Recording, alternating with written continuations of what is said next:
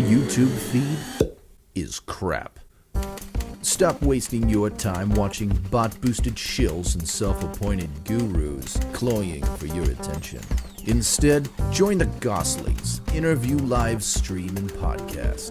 The Gosslings, a dark-lit digital speakeasy of free thinkers. A super chat of radical truth-seeking wizards who eat trolls for second breakfast. Topics that'll make your mama's hair stand on end. Ideas that'll make your pastor's knees knock. Guests that will illuminate the hidden chambers of your mind. And interviews that strike down the darkness. Welcome to the Gosslings.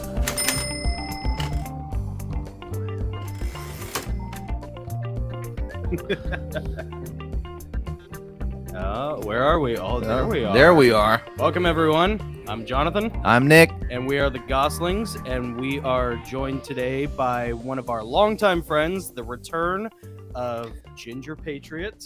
How we doing, gentlemen? One of our best friends. Welcome. So we're going to go ahead and do the toast real quick and dive right in because we have so much to talk about today. Oh, yeah. It's going to be awesome. There's a lot that's gone on. There's a lot of cool stuff to talk about, both You will laugh, stuff. you will cry. you will laugh and cry and possibly pass gas all at the same time. So, You're going to get really worked up politically tonight. That is our promise to you. That is the right. Goslings guarantee. Good thing you don't have to drive into work tomorrow and get in an accident. That's right. Tomorrow's a holiday. From frustration. So, yeah. All right. So you want to go ahead and cue up the yes, the caption let's for the do toast it. Let's here? do the toast here. I got it in here somewhere. Do I? I don't know. Or maybe not. Maybe not. Here, let's do this one. Hey, we're the Goslings. Good to see everybody. Yeah, there we go. We'll Yeah. roll with that. All yeah, right, cool. yeah. All right, here we go. Take up your libations and take up the broken sword of your father. And strike down the darkness. Cheers. Cheers. There we go. And we are also showing off our Kothon Spartan mugs. Yes, we are. Courtesy of Cherico Pottery. These are handmade by him. These are super cool, man. They're not cheap, but they are worth every penny. These things are killer. Yeah, Cherico Pottery, man. I think he's on Instagram, and then I think you can go to chericopottery.com and check him out. So They definitely have a Spartan vibe to them. Yeah, they do. Fatter looking. yeah, hand painted, handcrafted with a Spartan Aspis shield on it with the logo with the lambda. Yeah, these things are neat. It's got the little thumb tab on Yeah. it, which Oh, it it's so turns out is comfy. like the best part. Oh, yeah. The little things in life. That's right. So Todd's been a friend of ours for a very long time. He is deep in the gun community. He is also sort of on that same, I would say, governmental conspiratorial back of house information stream that we kind of dabble in every now and then too. There's a lot of overlap. I was gonna say, don't say I'm in the government. No, definitely not. We like dots. Yeah, no, definitely not. That's not my jam. You were talking actually. We could talk about a bunch of stuff. I really kind of want to have a conversation just a little bit about guns in general. But Nick, did you have Before we anything jump you into wanna- that, I just want to do the obligatories.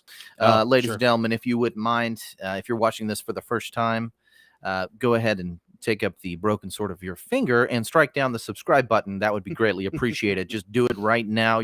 We're going to be here for at least 2 hours. Do it. So you now. got time. But go ahead and do that. That would help us greatly. And without further ado, I'll let you back to. Yeah, Thank you for letting me interrupt with Yeah. that. So you were talking just before we got started about sort of some CIA sort of vestigial mockingbird media kind of control mechanism as part of devolution. Yeah, it just strikes me. I suppose the thing that is most odd to me is the frequency of events that don't seem to be fully explained.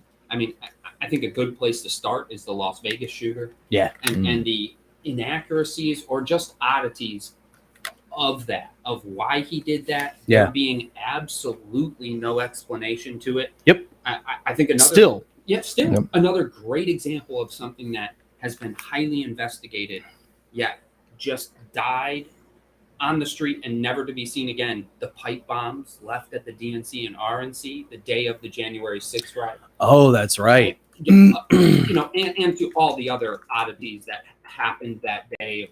People claiming that there's provocateurs or federal entities there, some of which were on camera. Which I there is no doubt in my mind that there was people there. Whether they were doing nefarious things or not, I think is certainly an argument could be made either way. But without a doubt, they are not that inept that they wouldn't have a bunch of people at an event like that. It's you are a fool if you think they don't. Yeah. Just like the Uvalde shooter and the Buffalo grocery store shooter. Both were in the same. Yeah. I believe it was Discord. It might have been a different streaming.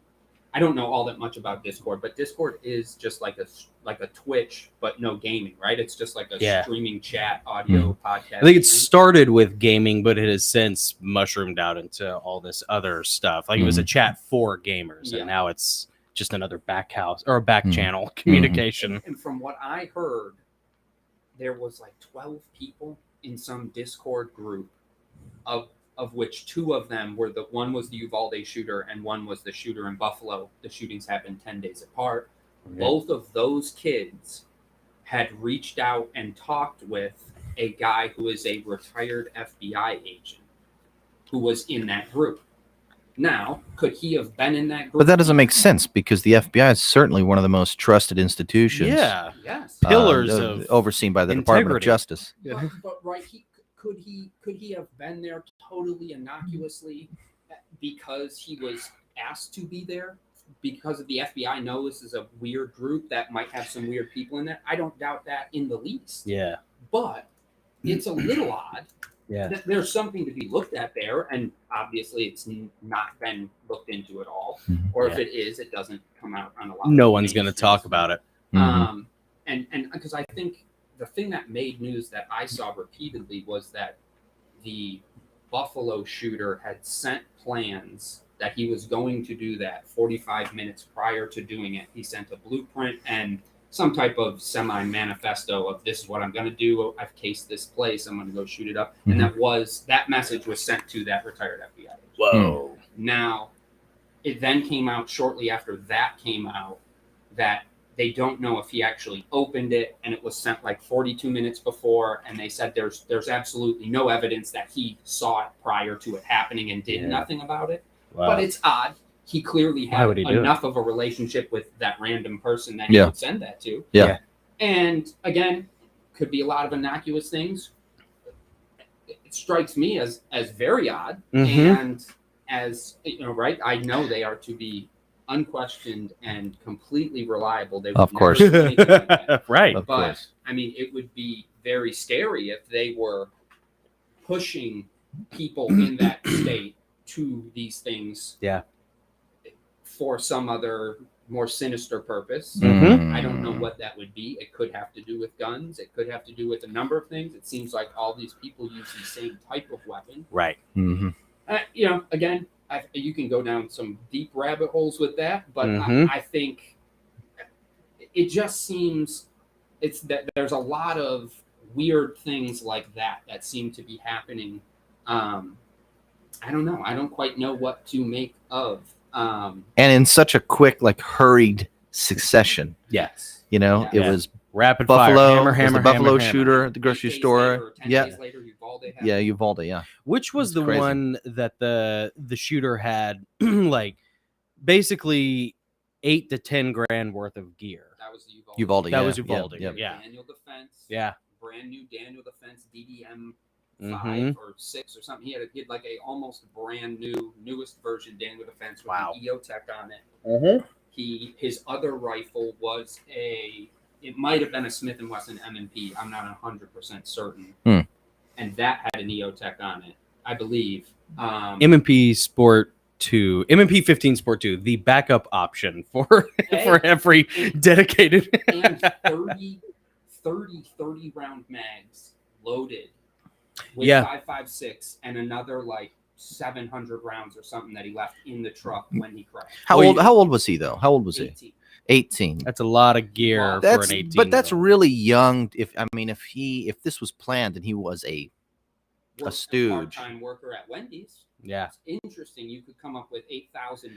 Yeah, but for 3 days after your 18th birthday. yeah, but the narrative around him is Right. this: he just kind of lost. You know, he just kind of detached from reality and Yeah. was, you know, on a vitriolic, you know, Going out. retributive rampage. Yeah. Mhm. You know, but you're saying there's a possibility that that may have all been maybe so he was socially engineered groomed to a that. bit. Yeah, I would think.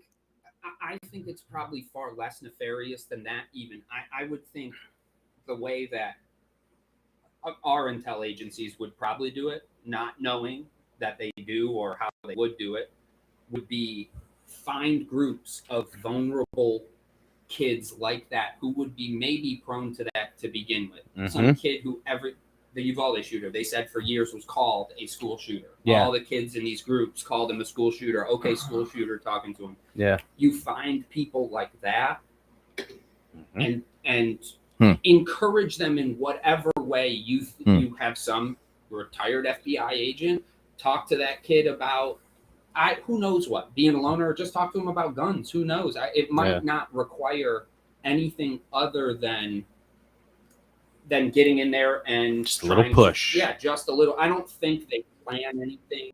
Yeah. They're too smart to realize the implications involved in anything like that. Yeah. Right. I think it's far safer for someone doing that to just. There's a ton of crazy psychopaths out there walking around every day, and resources like the government. Yeah. Well, and you also, you know, you have the first person shooter issue that, like, video games are not the devil, like, you know, a lot of people would talk about they are, but they do have, if you play them enough, they do have a desensitizing aspect to them. So you can raise. I mean, the irony is, like, not John Williams, but the Robin Williams movie Toys was about that. Remember when he went down into the basement, you know, and like all the kids are playing like all the army video games. It's like a secret recruiting program, you know, kind of a creepy movie. Yeah, that is. I remember watching that. Yeah, that was a creepy movie. It's a little weird, right? Cover's got that like bowler. Yeah. Yeah. So, you know, there probably is an aspect of that to it, you know, that like just desensitizing, you know, kids a little bit. And then you have issues like, I think it was the Parkland shooter who, or that at least the kid that they arrested for the Parkland shooting.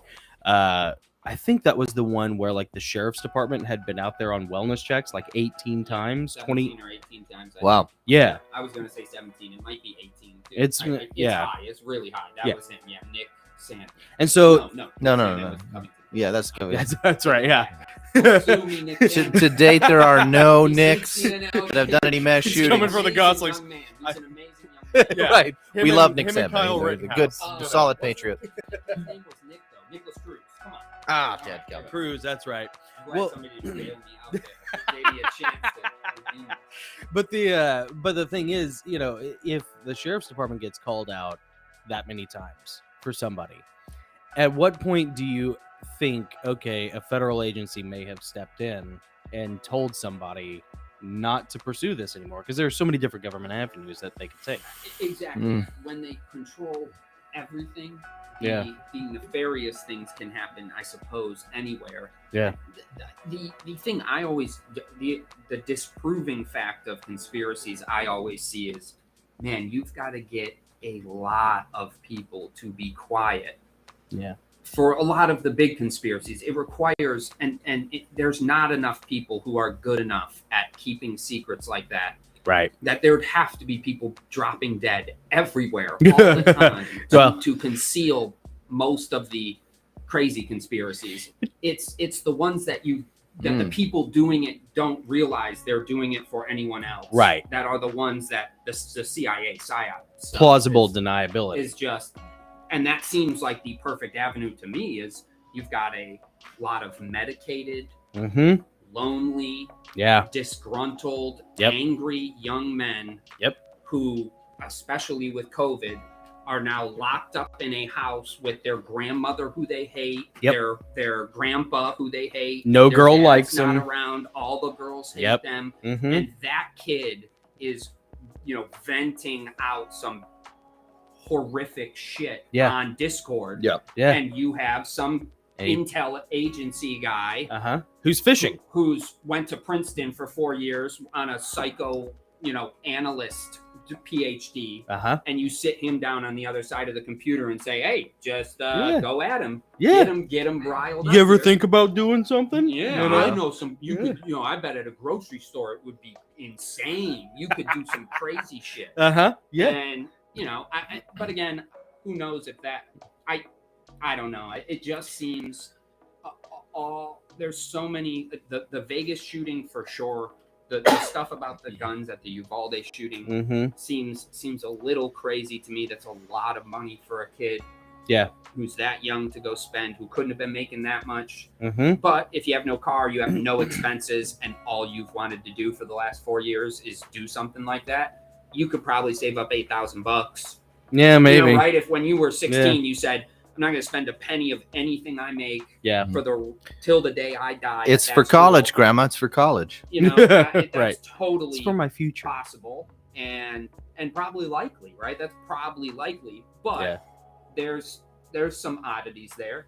And I think I was reading some stuff about, I think all the land being purchased up. I was listening to a podcast with some guys talking about the physical gold market. Oh, yeah. And they said it's very interesting. More physical gold has been pulled off the world markets in the last 6 months than has ever been pulled off Really? in the history of the world. Who's buying it? So JP Morgan bought $2.5 billion worth of physical gold. They've got huge corporations and people buying physical gold. And they said, again, they probably just see inflation and the market's going crazy and think we'll get in a long-term investment right here that's reasonably safe. And if it all goes to shit and, JP Morgan, we got $1 trillion tied up in the market. If the market literally goes to zero, we'll at least have $2.5 billion of gold that will be worth $100 billion and will be JP Morgan again. Will be JP Morgan. And so it's a smart thing, but everything they do is based on this market. Yeah. And it seems odd to me. Do you think they're kind of hedging their bets against a digital economy? I think they know it's a digital currency. I think the people who really see where are they buying the gold? Are they buying land too? You said they're buying land too? Well, there's a bunch of Chinese billionaires who have been buying. Well, that I know, yeah. Tens of thousands of acreage. They've also been selling it off. Yep. They've started to sell it off. Farmland. Yeah. And I think, I was reading a little bit into the Bolshevik Revolution and stuff, and they said, you always control the food source first. Yeah. And, if they shut off the water, we're all going to starve. And that'll be the end of it. But if they own it all, or I think that their nefarious plan is they will make it hard enough to farm, and then the government will come in and say, I think it's what they're doing with the supply chains. They're saying, listen, the supply chains just can't get back on track after COVID. We wish we could make them work, but the government has to take over. Yeah. They're the solution to the problem they created, basically. Everything we ship and move, and same with healthcare, they're going to do the same fucking thing. Yep. That we just can't. The private, not sustainable. The private market cannot do it. We don't want to take it over, but we've got to. And it seems like and all the stuff coming off the gold markets. It seems to me like they know it's all going to come crashing down here soon. It can't keep going like this. And man, I don't know. Well, the weird thing about all of the shootings is that every single time, and this is germane to a lot of your expertise, is every single time, whether it's the bump stocks, which were probably not used at Vegas. It doesn't sound like bump stocks. Yeah. I mean, bump stocks and what was it, the 60 round Surefire mags or whatever? I'm not sure if it was the Surefire mag, but it was. Yeah, they're both unreliable systems. Yep. Both of those, you put those two together on an AR, and it's gonna choke on you at some point because neither one of those they're both kind of cheap crap. but they go after bump stocks. And then there was the shooting in, what was it, DC, where they tried to go after suppressors for a little while. Yes. And then Sandy Hook, even though like no AR, if I remember correctly, an AR was not used at Sandy Hook, but it was in the trunk of the car. I believe so. Yes. So he killed his mom. and took it. An AR, 2 pistols, and a shotgun. and a shotgun. Yeah. And he brought the shotgun and one of the pistols in, I think. Or Yeah. he might have brought both of them. Yeah, if it was even him. So, Yeah. I mean, let's be honest, because they arrested a guy out in the woods, which there's chopper footage out there Yeah. that you can find. But For more information, yeah. search Alex Jones. yeah, go Court find case. yeah, There's tons of info. go find info. Let's talk about Todd's. Todd, talk about your expertise, your bailiwick, if you will. So I run a training facility, gun range. We do mostly military law enforcement training. Pull it a little closer. Yeah. There you go. Yeah. I want people to hear this. This good we, stuff. We Right? mostly train military law enforcement. Okay. We do a number of different things. We do some leadership type events. We have a big like hiking ruck route that we do leadership stuff for certain SF units. It all depends. We tailor a lot of things to the unit that comes. So That's awesome. if they need trauma stuff, we'll do trauma training, and we do a lot of conferences on trauma stuff. And then we've even gotten a little bit more into some of like the bushcraft survival wilderness stuff. Instructor we know who comes and trains some units at our place. Cool. Does that a lot out in I guess what's the best way to describe where he's at? Eastern Tennessee. Eastern Tennessee is about as close as I can get. Yeah, That's good. But we kind of do a breadth of stuff for the military law enforcement community, and then we do some private like VIP custom courses for different groups of people who kind of want to get into this world, and that's kind of how I came to it. Is I didn't realize that as a civilian you can go and do a lot of this training. It's just most people assume, hey, only private military units can go do this. Now that's where running a training facility, that's where the money is in that sphere. Right. But there is a small group of people who kind of go around the country and do some of that stuff as private civilians. Cool. Yeah. So we kind of cover all of that. And then I've got some R&D patent stuff I've been working on for a number of years that hopefully we can talk about more soon. I won't say anything. I didn't sign an NDA, but I'm going to honor it. I appreciate it. Yeah. But it's really exciting. What has been like your favorite? You guys have been doing this for a number of years now. What has been your favorite event that you've had? So favorite event, Most memorable That you can talk about. that you can talk about. I think it's true. I'm not asking where you buried the bodies. We don't bury them, we burn them. Yeah, they get burned right up. Ooh, I like that. I would say my favorite event. Actually, my father and I, just the two of us, took a course. We had an instructor come in, and we took a whole 3 days of terrain movements and stalking and stuff through the woods, like small unit tactic stuff.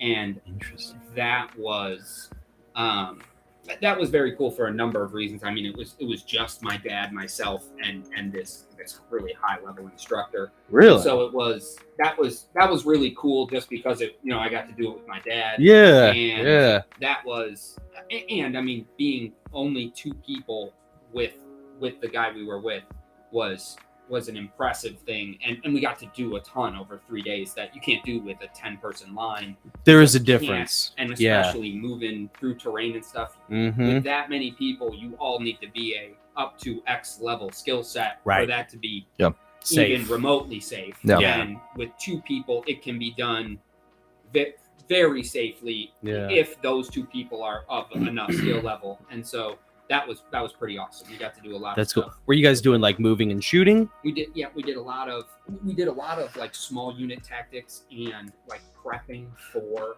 an event. So kind of doing intel, getting a strategic plan set up with multiple areas of entry and exit. Oh, cool. For infill and exfil and stuff. So it was Mm-hmm. all that little stuff that having not done that professionally in in an SF team unit and stuff, that kind of stuff that they prep prior to a hit or a mission, and it, it's nothing crazy. I'm sure you can watch a YouTube video on it.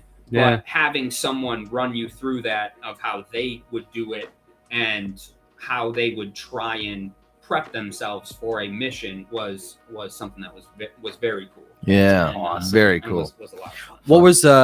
What were a couple of things that you didn't anticipate that you learned doing that course that was like, oh wow, okay, I need this, whether it's like a certain type of map or way to run your gear, or so that was actually a lot of what we did was like setting up gear. So like half of one of the days was what he has in a bug out bag that he brings in his car every day, what he has in his med bags and why he sets them up that way, and whether he carries a litter or this or that. And we ran gas masks and did shooting in gas masks and stuff, because I mean, hell, I've had a gas mask for a while. But I can tell you, and my dad's a perfect testament of he's like, I was in Desert Storm, wore a gas mask all the time. I have never even looked down the sights of a gun with a gas mask on. Yeah. And it's dramatically, I mean, if you have a small red dot sight or a reflex sight, you're not looking down that when you're shooting. Yeah. And so I have off canter, 45 Interesting. degree Offset. Yeah. That was fairly helpful for it. But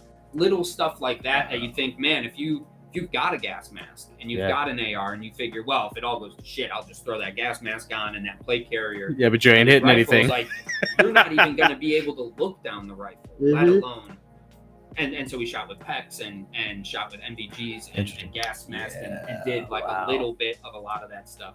And probably the one bit of advice, and you hit on it, is having physical maps. Yeah. That is, and maybe not even having physical maps as much as either knowing your local area, the actual topography of that, and how you might, I mean, especially for people nowadays, man, if you have lived your whole driving life with your phone telling you when to turn, your ass don't know how to get around. Right. Yeah. You think you do, the old land nav course. You do not. And that's roadways that are easy to get around. Let alone backcountry. But for example, the property we use is let alone a couple hundred acres that you don't know where hills are and what they do and where they go and where water flows. I think there's so few people who have physical maps. I mean, hell, even if you have a bug out plan and a place you're going to go that's not your house, having a physical map that will show you how to get there when the route you always take that and you don't need a map for, when that road you can't when that take. fails. When you get to the bridge there. What if there's a bunch of protesters who've set up a chop there, Yeah. And I think that's a huge thing to have for anybody that I wouldn't have thought of necessarily prior to that. But I think that's one of that, and communications are by far. But the reality is, if communications go out and some EMP device or something went off, nothing you have that you can communicate with, you're going to be able to use. So you can be prepared, I suppose, and have a Faraday cage. Oh yeah. And, I'm pretty paranoid and preppery and stuff like that. I don't have a Faraday cage. If there's an EMP blast, it's going to fry my electronics, and that's just what's going to happen. Does the potato chip bag work for that? I don't know. I don't know if it does. It's pretty thin. For a microwave with aluminum foil on the inside can work. Maybe that's what it is. I know I have a box for in here, a little case that I've lined with foil on the inside for phones. For in here. Cut down on tracking. When I originally built this room, it was going to be no electronics, no signals in or out, and now we're live streaming every week from it. I got my phone sitting here. That didn't turn out. I have a comment. We got a comment from Mama Shaw OC, happens to be one of our patrons. She said yes to the physical maps. After we moved out to the middle of nowhere, my husband and I started making a game out of turning off the GPS and finding out our way around. Smart kid. Yeah, map your area without tech. Absolutely. Absolutely. That was a hard adjustment for me to make, so I just didn't make it, going from Remember when they used to have maps, the I was just about McNally to say, wraps? you go in the at gas maps station. at the gas station. You're Yeah, old enough to remember that. I Yeah. grew up driving, learned how to do that. Get Yeah. around by using maps. I tried to buy some of those McNally maps. Yeah. Like Amazon, they are not cheap. No, Really? they're not. Like a United States, an entire U.S. state with every road Oh yeah. on it, and I mean it's like with the books. Like, Yeah. I mean you can't imagine what that map turns into. But Right. yeah, they were like $129 or something, I think. For the whole Man, and it probably updates every year, I'm sure. It does in Yeah. Spring Hill. They're constantly adding streets and subdivisions and yeah. throughways. Yeah, if you But I've lived around, we've lived here for 19 years in this area, like the south of Nashville. Yeah. I mean, you know the rises, yeah. you know the twists and turns. I don't need a map. And there are some people who've lived here all their life, but they were so excited about GPS and all that technology that even though they had lived here all their life, they still wanted to use it to get to the grocery store that they go to every week or the gas station they go to every day. And now they can't find a McDonald's. Yeah. Well, it's what It's crazy. can't it's find what a Frank bathroom. Herbert warned about in Dune. Like that's actually one of the big themes of Dune is like how you want human self-actualization by not relying too much on technology. That's kind of why they knife fight in the movie, in the Yep, books, and in the gotcha. movie and everything. And that's one of them. Like in that universe, they don't allow artificial intelligence because of the atrophy that technology creates for humans. It creates atrophy. It absolutely atrophies you. Like I worked with a guy when I was doing security like 10 years ago. I worked with a guy who was a former Marine. And now he was like an MP, so but yeah, it was the only Marine I've ever met who was like this. Like all the other Marines were functioning alcoholics, but they were on time and in uniform, so I loved them. I never had to worry about him. This guy, he was a bit of a soup sandwich, and he lived in Murfreesboro, and he worked at our place in Cool Springs, which is like North Franklin, South Brentwood, so it's about a 40-minute drive. Yep. For 2 years, he had to use his GPS. He had to use Google Maps to get there every night. I'm like, Jeff, it's been 2 years, buddy. Yeah. Like, People are like zombies now. yeah, it is. It's zombified. Yep. I've got a great question for you guys. Actually, it's a question from Jay Reese. Okay. Check this out. Yeah, I'm Jay Reese. I'm going to share this on the stream, so make sure that your husband never watches this video ever. Jay Reese says, I'm buying my husband an AR-15 and a gun safe for Christmas. First of all, awesome. Awesome. Yeah, For kidding, reals, right? right? Is there a certain kind or brand you would suggest? He used to hunt, but rarely shoots now. And he's an average. I think he's a little tall, but sort of average build guy. Nothing. He's not super tall. He's not like midget height like me. He's not hobbit height. I ain't tall. Normal dude. So I would say it all depends on the price range you would like to stay in. You can buy. I run one of my rifles. I've run a lot of 5.56 through is a Palmetto State Armory AR-15 that most people would say is not a great AR. I have never taken it apart and cleaned it because I'm trying to see when it will fail. And I've at least had 6,000 or 7,000 rounds through it, and I've never broken it down and cleaned it. I've lubed it, but I've never cleaned it. That's the thing about ARs; they like to run wet, not clean. Yeah, and so like now I keep it wet enough where like it'll spit at you when you shoot. But, but I must say, never had a failure. I've never cleaned it. Yeah, and that rifle was probably. I built it. It was probably like $700. I was gonna say all 600 in. or 700. But you can buy a complete Palmetto State AR. I was just looking for my father-in-law for $519 on Palmetto State. Wow. Now that's like a bare bones, old school looking Colt with the triangle front post. Mm-hmm. That's cool. And I don't think it has a carrying handle, but Okay. you can. I mean, for $720, you can get a full pick rail. Really? Palmetto State AR-15. Wow. What's a pick rail? Tell them what a pick rail is. So pick rail it has like the little notches that go along the top of the rifle, and then typically on the sides, up by where the barrel, where you hold it at the front, they will put M-lock or what's the other one? M-lock or sorry, Keymod. Keymod. Yeah. Keymod or M-lock. Or MOE, which is the older Magpul version of M-lock. Basically, it enables someone to attach. Yeah, you can attach a light. Picatinny pistol tends to grab be the or- most robust. Yeah. It's the strongest mounting platform, but it tends to be the heaviest. M-lock, if you want like the sleek, sexy, cool. with being the most functional. That's probably the best. Key mod's probably going to be the cheapest, Yeah. just because it's fallen out of favor. Yeah, I know. think everything I have runs M-Lock just because Yeah. then you can get Swap them all around. M-Lock accessories that attach to that, and you can Yeah. get pick rails that attach to M-Lock. So And even MOE, I think, will work in Yeah. M-Lock. Yeah. It's either that or the other way around, but I think Are those MOE will brands? work M-Lock, MOE, there's kind or of or M-Lock or more is a design. designs? Design. yeah. M-Lock is a specific type of hole that is cut into the metal Yeah. that has a almost like a female and male part that allows accessories to attach to anything that has M-Lock. A lot of belts and chest rigs, they will put that type of stuff on so you can attach stuff to multiple things and move it around. Got it. But I would say back to the question, if you want to spend $1,000, you can spend it and buy a good rifle for $1,000. If you want to spend $600, you can find a good rifle, especially if your husband isn't going to be shooting it a lot. If you are buying it to have it just in case things get real crazy, Which is a good idea.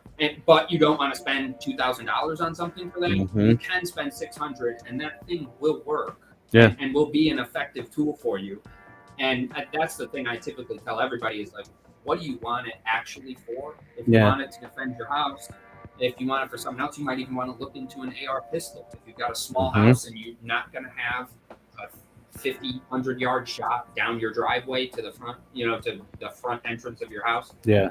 Know what the application you are buying this tool for. It is a tool that has a use. Pistols have a use. Small, short rifles have a use. I wouldn't want a long bolt gun deer hunting rifle sitting by my nightstand to defend my house if somebody broke in.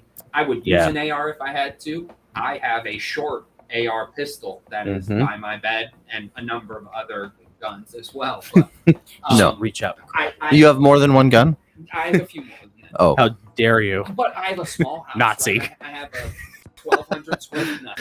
I have a 1,200 square foot house, and at best, I could shoot somebody from 25, 30 yards in my house. So I don't need. Right. I don't have a 5,000 square foot mansion and Or a ranch. and a ranch with 400 yards to the front of my fence line. You're not homesteading yet. And, soon.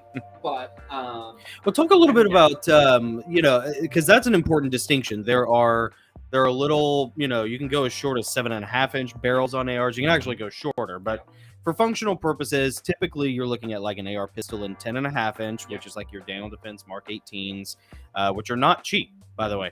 And then you have your standard, the next size that's standard would be the 16-inch. that's what I have. I have the 16-inch. And then you can go a little bit farther out with like an 18 or a 20, and even like the long heavy barrel target gun 24-inch.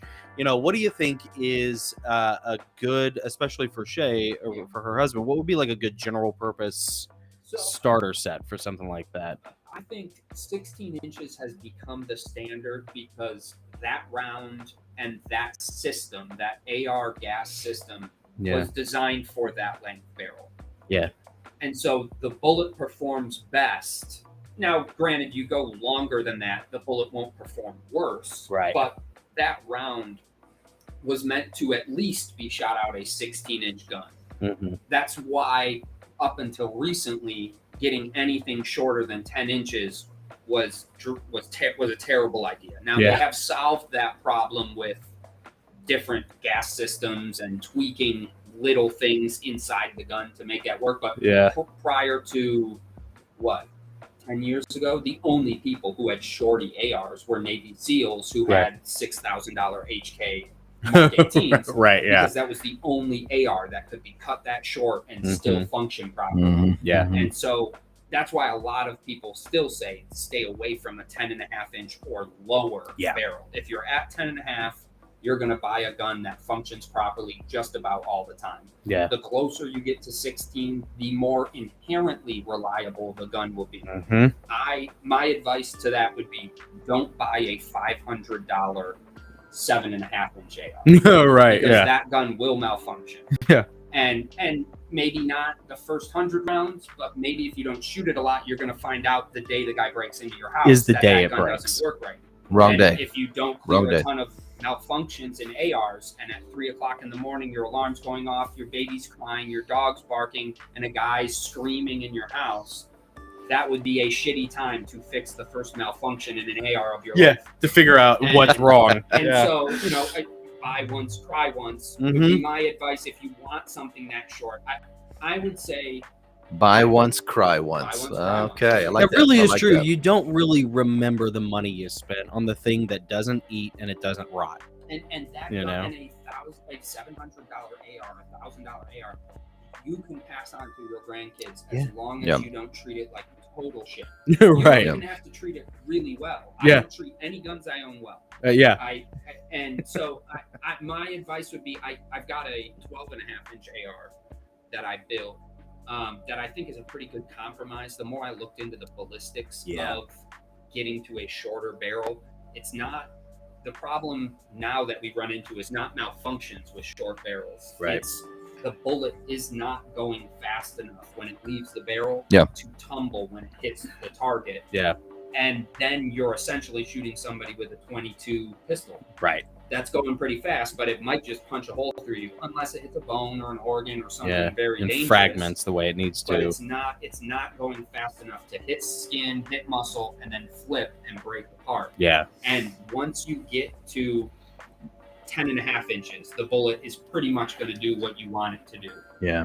But 12.5 inches, as I looked into the differences as you get a little bigger or a little smaller, you lose about 25 or 50 feet per second going from 16 to 12.5. Now, that's not that much when you're looking at 3,800 feet per second or depending on the bullet you shoot, 2,600. It's getting mathy now. But so the percent you're losing in that 4 inches, 3.5 inches is not all that much. Now that it becomes exponentially greater the more you go down. So when you go to 11.5, you lose like 50 or 75 feet per second just in that inch. Wow. So 3.5 inches, you lose less than the math extrapolates more. And then going from 11.5 to 10.5, you lose another. By the time you get to a 10.5-inch barrel, that gun needs to be pretty well tuned to not malfunction ever.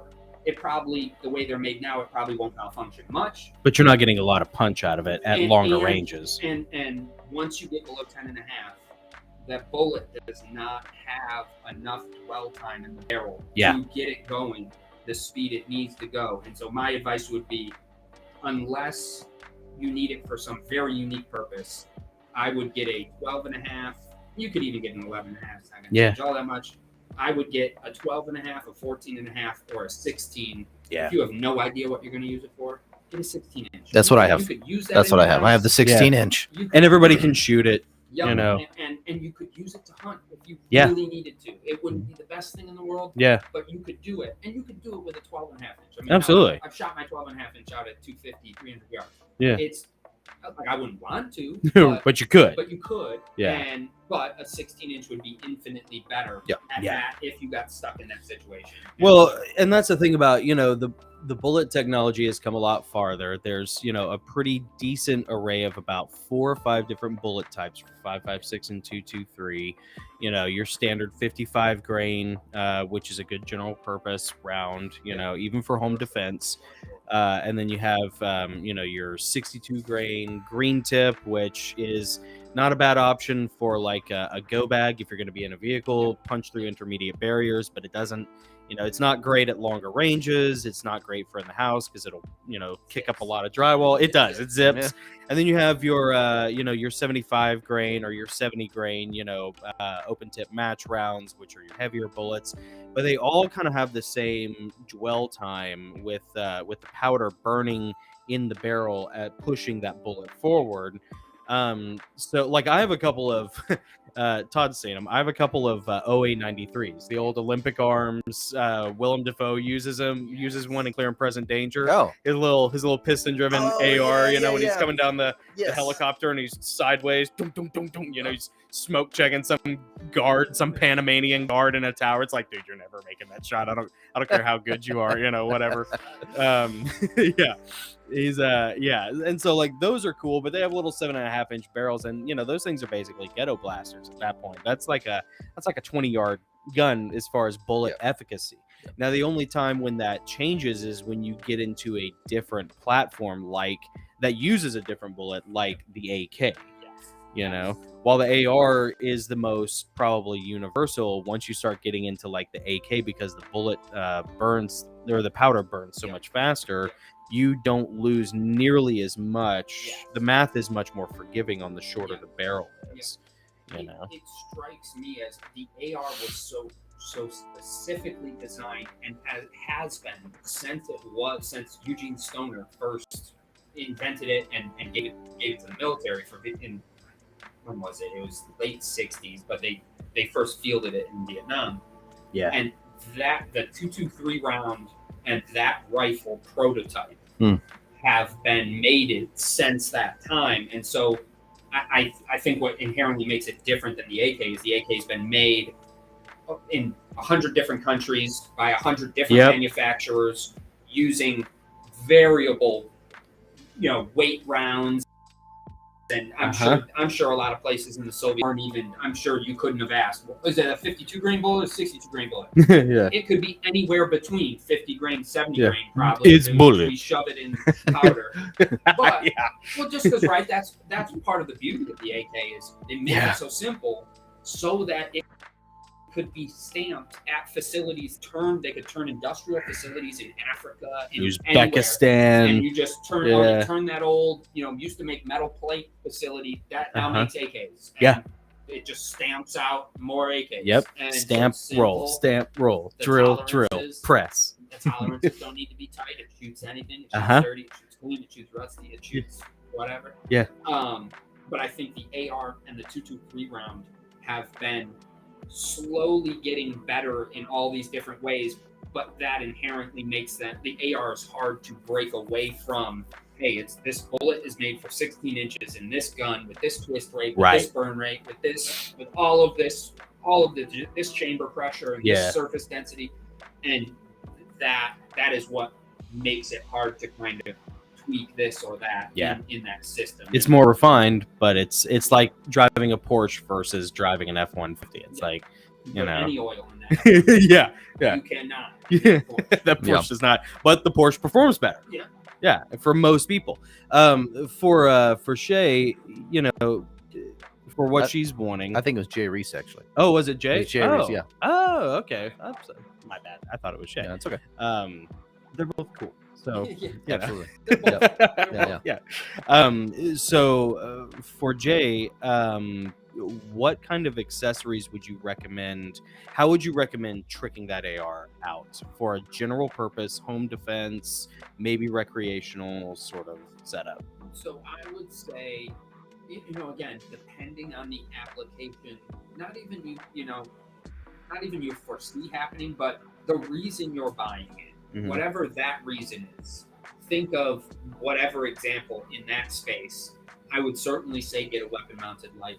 Yeah. You're gonna have it at your house and gonna even possibly use it for home defense. That's one thing you're gonna need. A light that attaches to the rifle itself. And I think that's another reason to get something that has M-LOK or Keymon on it, because those things allow you to attach whatever you want initially, and then if you decide you don't like it, you can take it off. If you decide you want 10 more things, you can put them all on. Yeah. I originally started shooting all my ARs with 4 grips. I still have small ones that I put on them now, but I don't really, the way I shoot now, I don't really use a 4 grip. C-clamp. Yeah, I kind of see. There's also reverse C-clamp. I have seen some people do that. Yeah, I've never tried that. Me. I like the C-clamp way. I think you can really feel yourself hold the gun better and drive the gun when you're shooting at different targets. I would definitely say a weapon-mounted light. I think the laser stuff is kind of bullshit. Yeah. Well, it's actually total bullshit. Yeah. Okay. But I don't necessarily think it's total bullshit for a rifle. Just because I think people think with a pistol they will get a laser on it, and they think, well, I could shoot somebody from 200 yards. I could be the worst shot in the world. All I have to do is put the laser on them, and bang, they're dead. The reality is, the laser works different than the bullet. Yeah, and where humans fuck up shooting is not where you point it. It's where it's pointing when the bullet leaves the gun. Right. because as you pull the trigger, you move the gun slightly. Mm-hmm. So the laser's only telling you you could hit this right now if you pull the trigger perfectly. In a vice. And no one in you the know. world is going to Yeah. do that. Not Yeah. even Super Ninja Navy SEALs are Right. going to move the gun 0.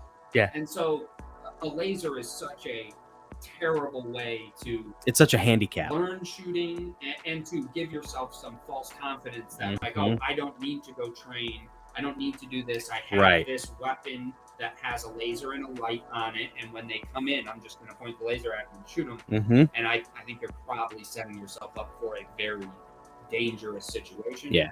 That being said, a laser on a rifle, like an AR, you're not going to move that rifle very much. Yeah. Right? If you put a laser on a 16-inch AR on somebody's chest at 100 yards, it's sad to say, but I think that probably would work It's a big quite target. well. Yeah. And you just the way you hold an AR, you can't move it like you can a pistol. And so Right. when that laser's on something as you pull the trigger and the gun goes off, that laser's might move the slightest bit, but it's not going to move a lot. And Yeah. that inherently rifles are so much more accurate. Right. And the same principles apply. It's just there's a greater margin for error. Right. Exactly. An acceptable margin.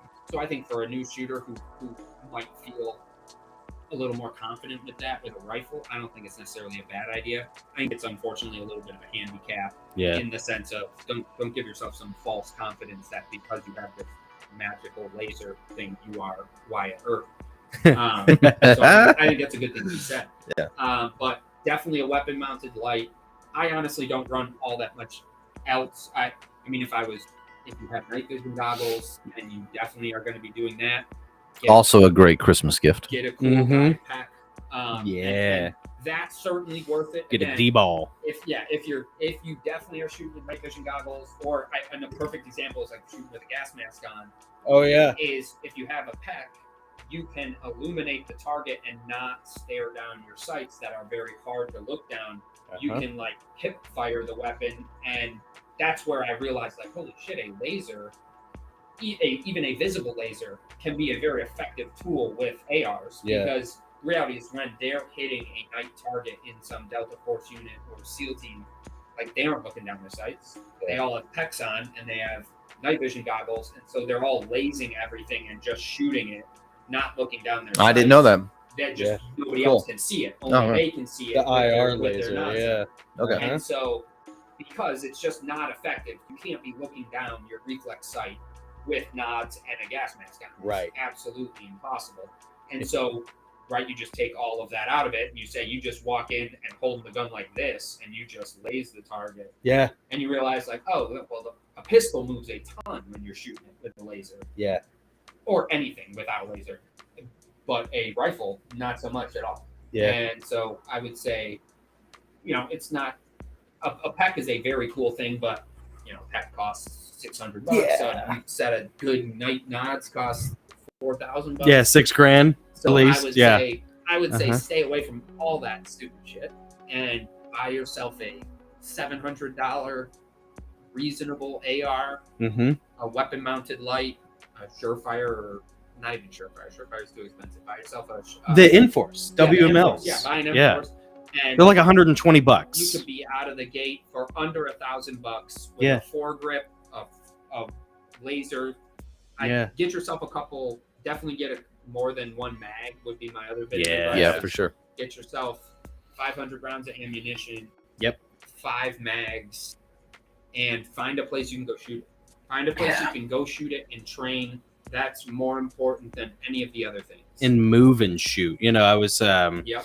I was having dinner with Jesse a couple nights ago, and he was talking about how awesome the facility is, where we've done a lot of stuff, that you have, because he was able to move and shoot for the first time, maybe ever. Yeah. Because so many indoor ranges, they're all static ranges. You're in the lane and you're just burning, as he put it, you're just burning ammo. You're just wasting rounds, sending them down range. But, when you go to a facility that has, some room to maneuver outdoors, and you're moving and shooting, getting behind obstacles, behind barricades, opening doors, turning and looking at targets. Absolutely. You know, and you see the red dot down Yep. dancing, you know, and Mhm. it's a different real game. game changer. Yeah. And Yeah. it's such a confidence booster It to be is. able to do that. And it doesn't take much time to really develop that skill set. It just takes time to maintain. And at public ranges, you can't do that. No, most of You them can't move. You have to go to some sort of private stand in your club. stall. Yep. Mm-hmm. Yeah. And especially, I think it's especially beneficial for like a rifle with people who are new shooters, and you have and you have a 16-inch AR. Yeah. Man, you can get yourself feeling very confident about shooting if the first time you go, you're shooting a small carry pistol. Yeah. I mean, how we have my Smith & wife- Wesson Shield my or the, mother-in-law shooting my wife carry gun, 365. oh yeah. And she had been shooting some of my other heavier 9mm guns, and then she shot that. Still a good gun. SIG Still a good P365. Yes, there's Great a carry ton of gun. guns that feel far worse in your hands. Yeah. Are more just recoil driven, all sorts of things. But it's not a 226 And it's not a or a Glock 17. yeah, it's not. It's just so interesting to me. There's so many people I'm sure who've had the experience of go to the stand in your lane gun range, shoot some small carry pistol that they carry in their purse that they never shoot. You shoot that, you think, God, I'm terrible at this. I didn't even hit the paper at all. And, Right. And walk away thinking, well, if I need to shoot somebody when they're on top of me, that'll be when I do it, I guess, because I can't. But with an AR, and I think it's one of the reasons they so vehemently want to get rid of them, is someone who is a new shooter with almost no time behind a gun. If taught even the minimal foundation, can be very proficient with that weapon. Yeah. And from 30 yards.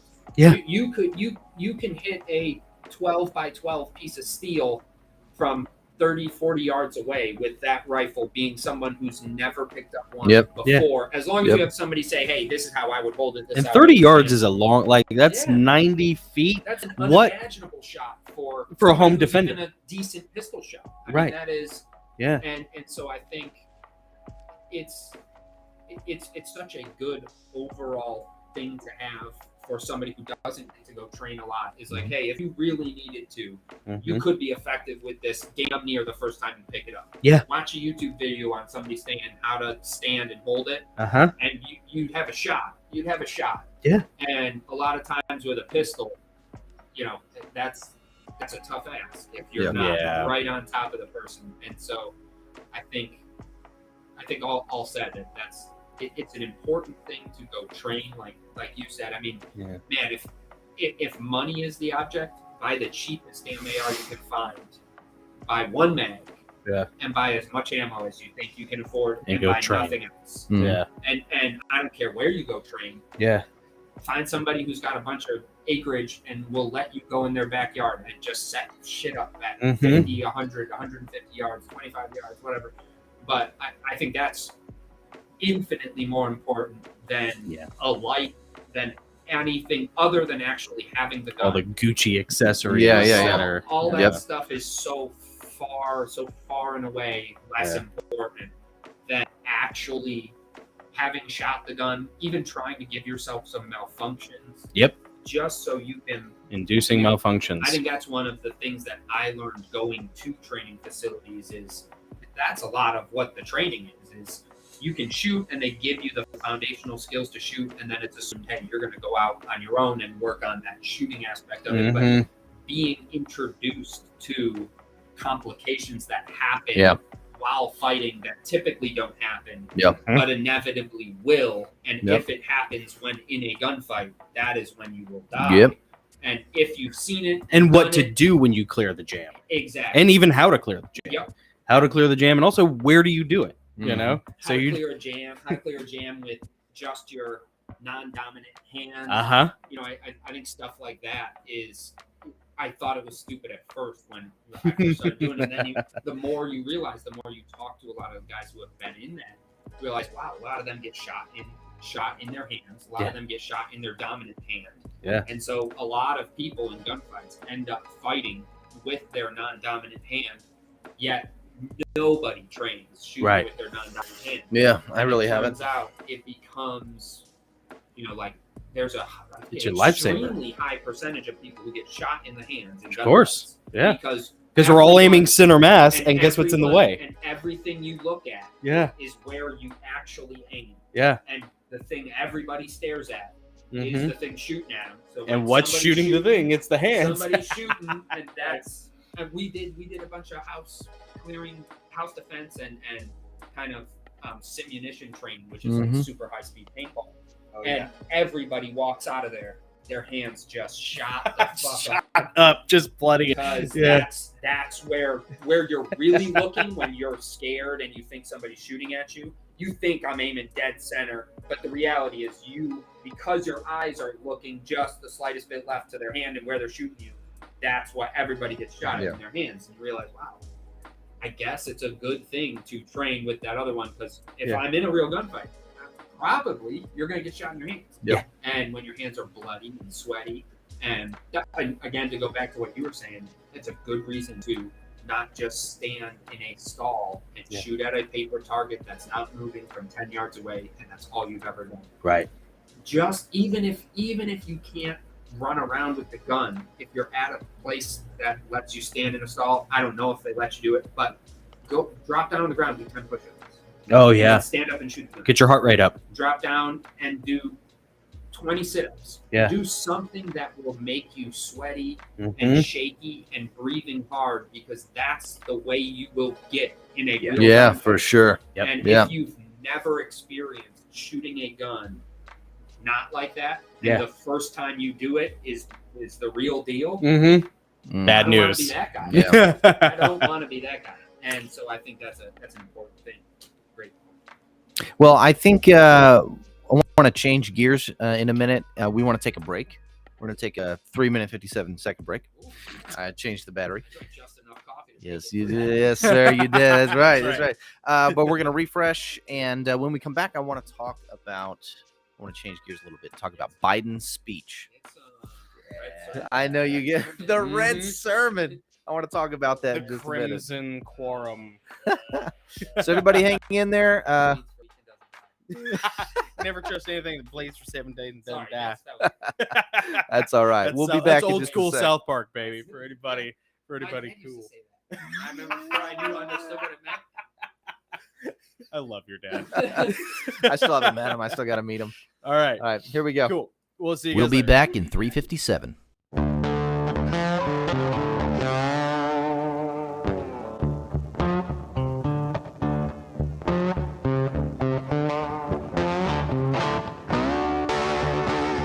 Who are we?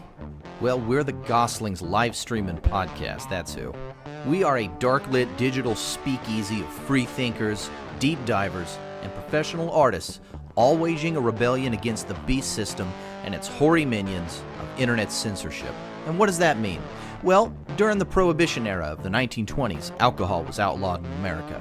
Illegal industries arose to meet the demands of people who, through no fault of their own, were being coerced by their government to conform to tyrannical cultural expectations. Speakeasies arose throughout the country, secret underground hangouts where people could gather in solidarity and enjoy the freedoms that they once had but were told are now punishable by arbitrary fiat. In the draconian hellscape that is today's cyberspace world, truthful content is considered contraband, prohibited by our nanny state technomasters, our faceless, finger-wagging, benevolent overlords who decided for us, oh thank goodness, what speech is to be protected versus what naughty topics are verboten. And the complex pseudo-legal codex which defines this punitive overwatch is known as none other than the dreaded community guidelines. But here at the Gosslings, we don't cotton to that nonsense. No, sir. As your insufferably self-absorbed, disarmingly self-deprecating, and mostly harmless hosts, we have meticulously scoured YouTube's unholy technocratic scriptures of community guidelines that would let us wiggle free of this dastardly mortal coil ensnaring what remains of liberty and logos. And what did we find? Well, not a darn thing. So, we've taken it upon ourselves to provide an alternative solution that's sure to scratch your freedom-loving itch. And what do most of you, our faithful viewers and listeners, want to talk about? Well, we can't tell you because on this platform, that's simply not allowed. That's exactly why you should head on over to patreon.com/the Gosslings and become an exclusive member right now. Do it now. After all, where else are you going to get the kind of truth bombs and wild theories from some of our most fascinating guests and other like-minded individuals in this age of decentralized propaganda and depressing isolation? We want to violate all of YouTube's community guidelines, and violate them hard. With you, dear audience member, just not here on YouTube. We want to do it away from the insidious monitor bots scouring every spoken word and the unregulated doublespeak of YouTube's serpentine hive mind of woke AI. So for only $5 a month, you can become an honorary member of the Gosslings. You'll get access to exclusive content and interviews where we talk about all the naughty topics, baby, and say every no-no word that the algorithm wouldn't let you so much as think about on our standard YouTube live stream. And if this wasn't bad boy enough for you, you'll get a 15% discount on all of our merchandise, free digital downloads of selections from our writing material, and, check this out, access to our monthly Discord chat, which we like to call the Goslings After Party. Because what good is a victory if you can't celebrate it afterwards? So head on over to patreon.com/the Goslings, or just click the link in the show notes and become an exclusive member today.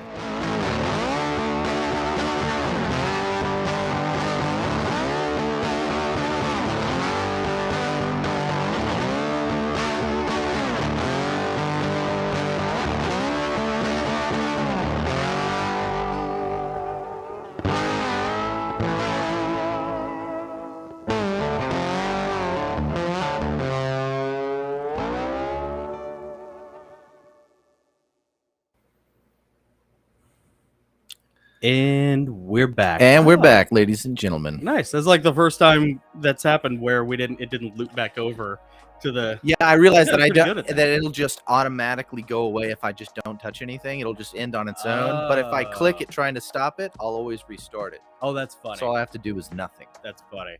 Well, we are back with Ginger Patriot, our great friend and firearms extraordinaire.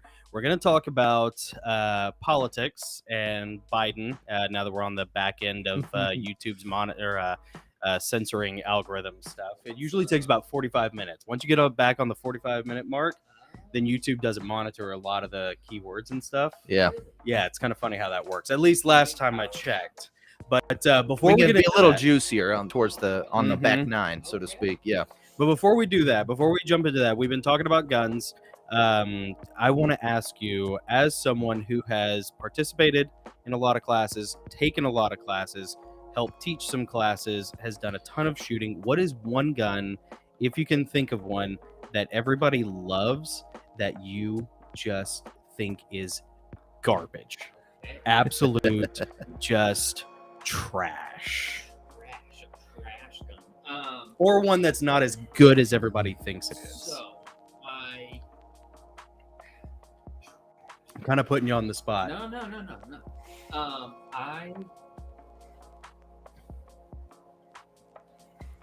I think Glock makes a really good gun. Mm-hmm. And I've shot Glock my whole life, and I don't shoot Glock anymore. Yeah. Just because I think it's hard to say what's trash, what everybody loves that I think is trash. I think the thing I've learned is that there's guns that won't fit you personally. There's guns that won't fit your hand size, your arm length, your body type, your weight. I mean, there's a 300-pound, 6'6" guy can shoot a whole lot of guns that a 110-pound, 5'2" woman can't shoot or shouldn't shoot. And that 6'5" guy is probably going to hate shooting an AR pistol. Exactly. Because he's just swallowed up around him. And hate shooting a really small, compact SIG P365. Yes. Or a snub-nosed 380 revolver. Yeah. Or a guy who's got man hand, bear paws. Lineman. A grizzly bear paws. That guy's going to hate shooting even probably a Glock 17. That guy probably needs a big, if you're the size of a refrigerator, you can shoot things and can't shoot things that a 5'2" woman can or can't. I think the thing that it comes down to a lot is hand strength. Yeah. I think a lot of people, I think the thing I hate the most that a lot of people like is there's far too many people who are scared of guns, who are new to guns, who the first gun they buy is a small pocket-sized carry 9mm. Yeah. And I saw somebody type that in the chat. Not that, but I would bet Reese, who's terrified of guns and has a 9mm, and every time they shoot it, I guarantee that's not a full-size gun. Yeah. It's probably a small carry 9mm gun. Mhm. And especially women, if you don't have strong hands, the smaller the gun, the tighter the springs have to be. So to manipulate that gun, Rack that slide. to rack the slide, to drop the mag, to release the slide lock on the side, to take the gun apart and clean it. All of those parts of that gun, the smaller the gun is, the harder it has to be. Yeah. And so it That's makes, gold, man. That's solid gold advice right there. It makes shooting infinitely harder the smaller the pistol becomes. And my best advice would be get a big gun. I even start like my younger nephews, they start shooting on a 22 caliber AR. Oh yeah. Because it doesn't kick. It doesn't even make a super loud sound, so it's a lot less scary to be intro to. You also feel confident because you can plink steel from 30 yards away, no questions asked. I've had 12-year-olds doing it the first time they picked up that gun. and it gets you confident that, oh, this isn't so scary. This is blowing up, but it's not that bad. And then you move to, here's a big framed steel, heavy 1911 that's shooting a 9mm that feels even lighter. And then you eventually graduate to a 2.5-inch barreled carry purse gun. That gun's going to suck to shoot. It is. Shooting guns like that. Yeah. I just like, and I think that's probably the thing I hate the most is people think, oh, smaller gun, it's probably going to be not as bad. I don't want to hold that huge, big Desert Eagle. Now, a Desert Eagle shoots a 50 cal. Right. But if you had a Desert Eagle chambered in 9mm, that thing would be like kitten. Like shooting, a 22 precision little pistol target gun. Pop, pop, and pop. So I think that's the biggest thing that, like, even at, like, hell, when I lived in New York, when you go to gun stores, they'd always be trying to sell a woman who came in this, oh, you should buy this little pocket, a little J-frame, 38 special, thing. or a Ruger LCP, or a little 380. 60-year-old 100-pound woman will not even be able to load that gun. Right. And I think that's the thing that probably bothers me the very most, that it seems counterintuitive, but the reality is the bigger the pistol you have, well, the more mass, the more it will hold the round, the more it will hold that explosion, and the easier it will be to manipulate the gun. Yeah. And that's something that not a lot of people think about when they're first getting into guns. Yeah. But when you shoot them a lot and train with them, knowing how to change the magazine, fix a malfunction, and all that stuff is as important as shooting. And if you don't know how to do that, and you're doing it on some small J-framed, impossible to rack the slide gun, again, good luck. When good luck. You in the street. That's not the time. Yeah, Jay. I think Jay Reese kind of validated what you were saying. She says it is so difficult. Probably having a smaller gun, trying to manipulate the gun, slide it, and everything. Yeah. She says she needed this info. Yeah, which is awesome. We are super appreciative that you're sharing dropping all this knowledge, man. This is so great. And then Shay says, I'm gonna show this up here. I really like my 380. People make fun of it because it's little. Oh, nice. But it's super easy to shoot. There you go. I couldn't take it apart or anything. That's okay. No one's expecting to take it apart. I mean, to be honest with you, that's kind of a line. Jonathan, you helped me when I got my 357. And I wanted a revolver because of its simplicity, and it is very easy to shoot. It is very easy to shoot. It's easy to load. Yeah. The hammer pulls back easily. 5-inch barrel. Yeah, it's something that my wife could easily handle. Yeah. And the mechanics, the manual of arms is all very intuitive. It's like, okay, I know what the trigger is. I know what the hammer is. What does this button do? Oh, this button pops out the thing so I can reload. And that's it. That's all the buttons. Yeah, that's it. Right. Yeah. Nothing to break, the less moving shit. Yeah. The better. It's why Glock is. It's the thing. Glocks and AKs. Is the guy who Gaston Glock was a shovel maker, I believe, in Austria. Yeah, tool maker. Yeah. And his idea was, right, you've got this really complicated 1911 that's everywhere in the world, that's got like 40 Or a Browning parts. high power. Yeah, Browning high power. Yeah. They've both got almost 50 parts Mhm. internally, and I think Glock has 17 or 18, I think, Yeah. total. Wow. And it turns out that gun inherently is far more reliable than all those original semi-automatic Wow. pistols. Yeah. Just because there's less shit. Yeah. There's less moving shit, so there's less shit to break. Right. Yeah. There's less shit to go wrong. The more parts, the And- more failure. And so it and especially when you introduce weather and Yeah. temperature and humidity, when you add all that, Mhm. more shit fails. And Glock still has, to this day, that's the only gun I've never been able to rust up. Yep. I can rust up any carry gun. I must have like the worst pH imaginable, because I will rust up like even the nice ones. I had a SIG 938. I've had a SIG 365. I've had Smith & Wesson revolvers. I've had Smith & Wesson MMPs. They're semi-autos, but Yep. out of all of them, I mean, unless it's Cerakoted, man, like Glock's finish, I have not been able to rust that thing. Now it feels like you're holding this mason jar whenever you shoot it, but the larger the gun, the more mass there is to absorb the recoil, and the heavier it is, the longer the barrel, the easier it is to rack the slide, because the recoil spring is more forgiving. Like, I actually saw it several times where the two guns that women really enjoyed shooting, outside of like the standard stuff like your 22 pistols, your Ruger Mark IVs and stuff like that, were either a Glock 19, just because it's the most universal for most people, That is a great place to start. or funnily enough, the most surprising one was the 1911 Yep. in 45 ACP, because 45 is a low pressure round. It's an all metal gun with typically a 5-inch barrel. It's a big heavy gun with a big heavy bullet. So like everybody, all the women. Grip, too, for people with smaller hands. I always Yeah. use, I don't have very Oh, big hands. I don't And either. The thinner grip on 19 Of a single I stack. always like. It's so comfortable, and it was always funny watching the women be like, "I really want to shoot that one," and then they'd be so nervous until they cranked off that first round. Yeah. Like, "Oh, this is a lot of fun." Yeah. It's like, yeah, of That's course, awesome. Yeah. it's a big metal framed Yeah. gun, with Yeah. shooting a low pressure round. There's not a lot of recoil for it, So yeah. I think that's the biggest thing to try and hammer home to people is it seems counterintuitive, but that bigger all steel heavy gun you pick up, Yeah. you almost assuredly will like shooting that more than if they could take that same exact thing and make it half the weight and half the size. Yeah. Because it will have to be harder in all those other ways. Yeah. And I think that's a good thing to, for people new getting into it, is start shooting a rifle. Yeah. Shooting a pistol scares you, or Yeah. And another thing to say is, like, if you don't shoot a lot, you should be scared of shooting.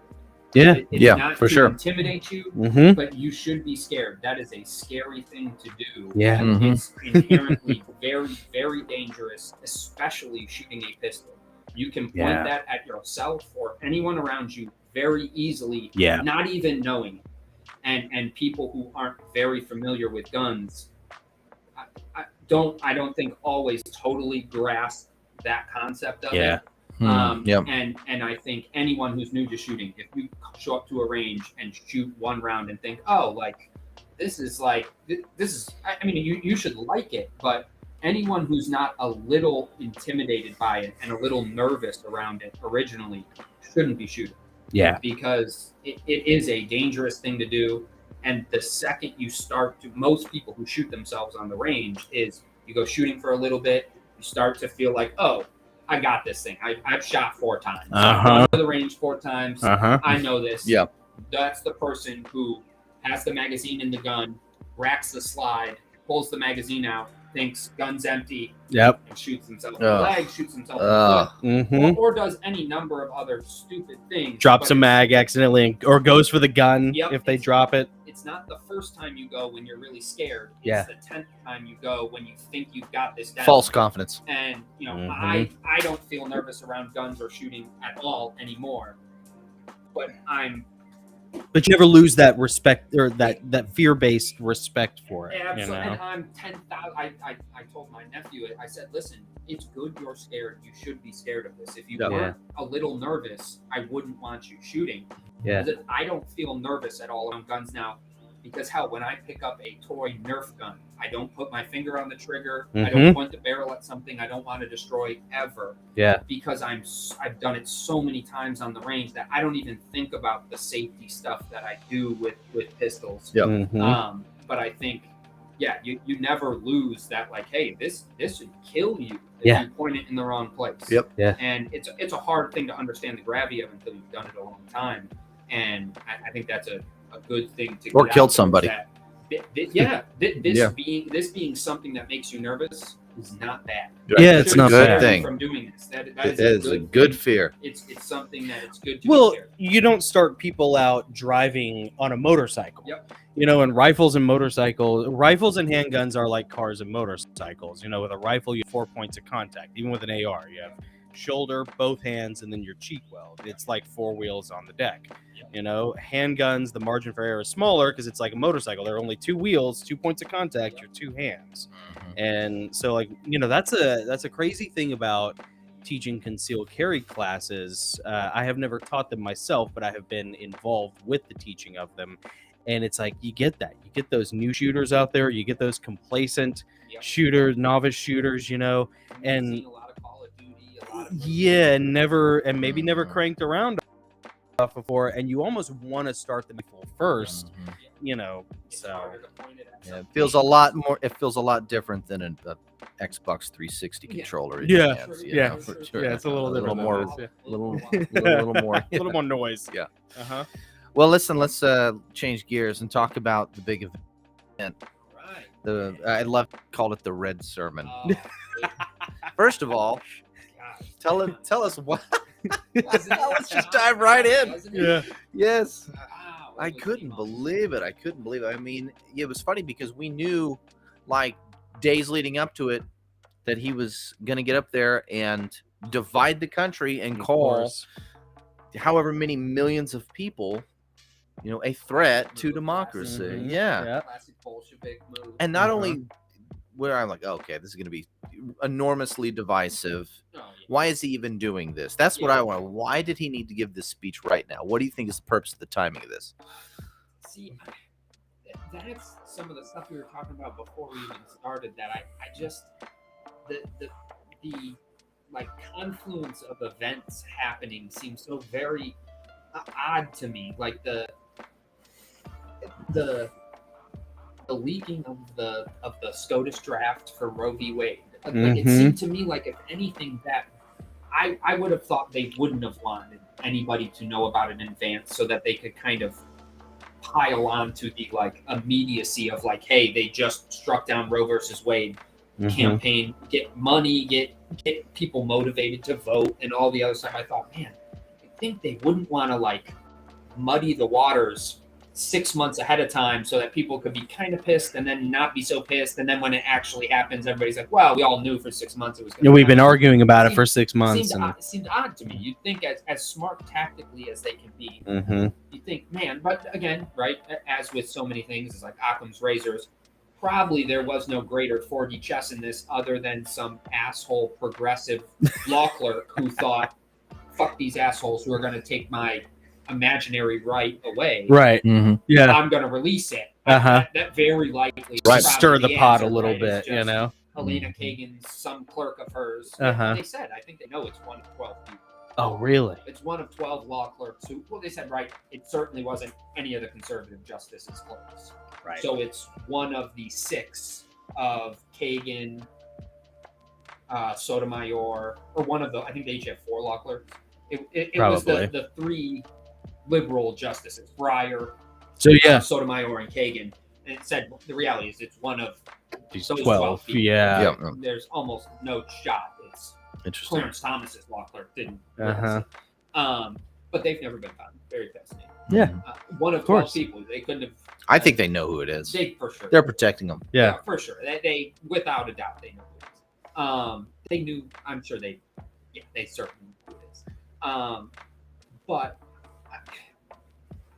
I don't know. I don't know their angle. That's the thing that Yeah. I don't quite understand. Is it seems like, for instance, the speech seems like an odd time. It seems like it doesn't. Does it fire up their base any more than Then they're already They fired up. are. Yeah. I mean, is calling Donald Trump and people who support Donald Trump Nazis or fascists or semi-fascists or whatever Mhm.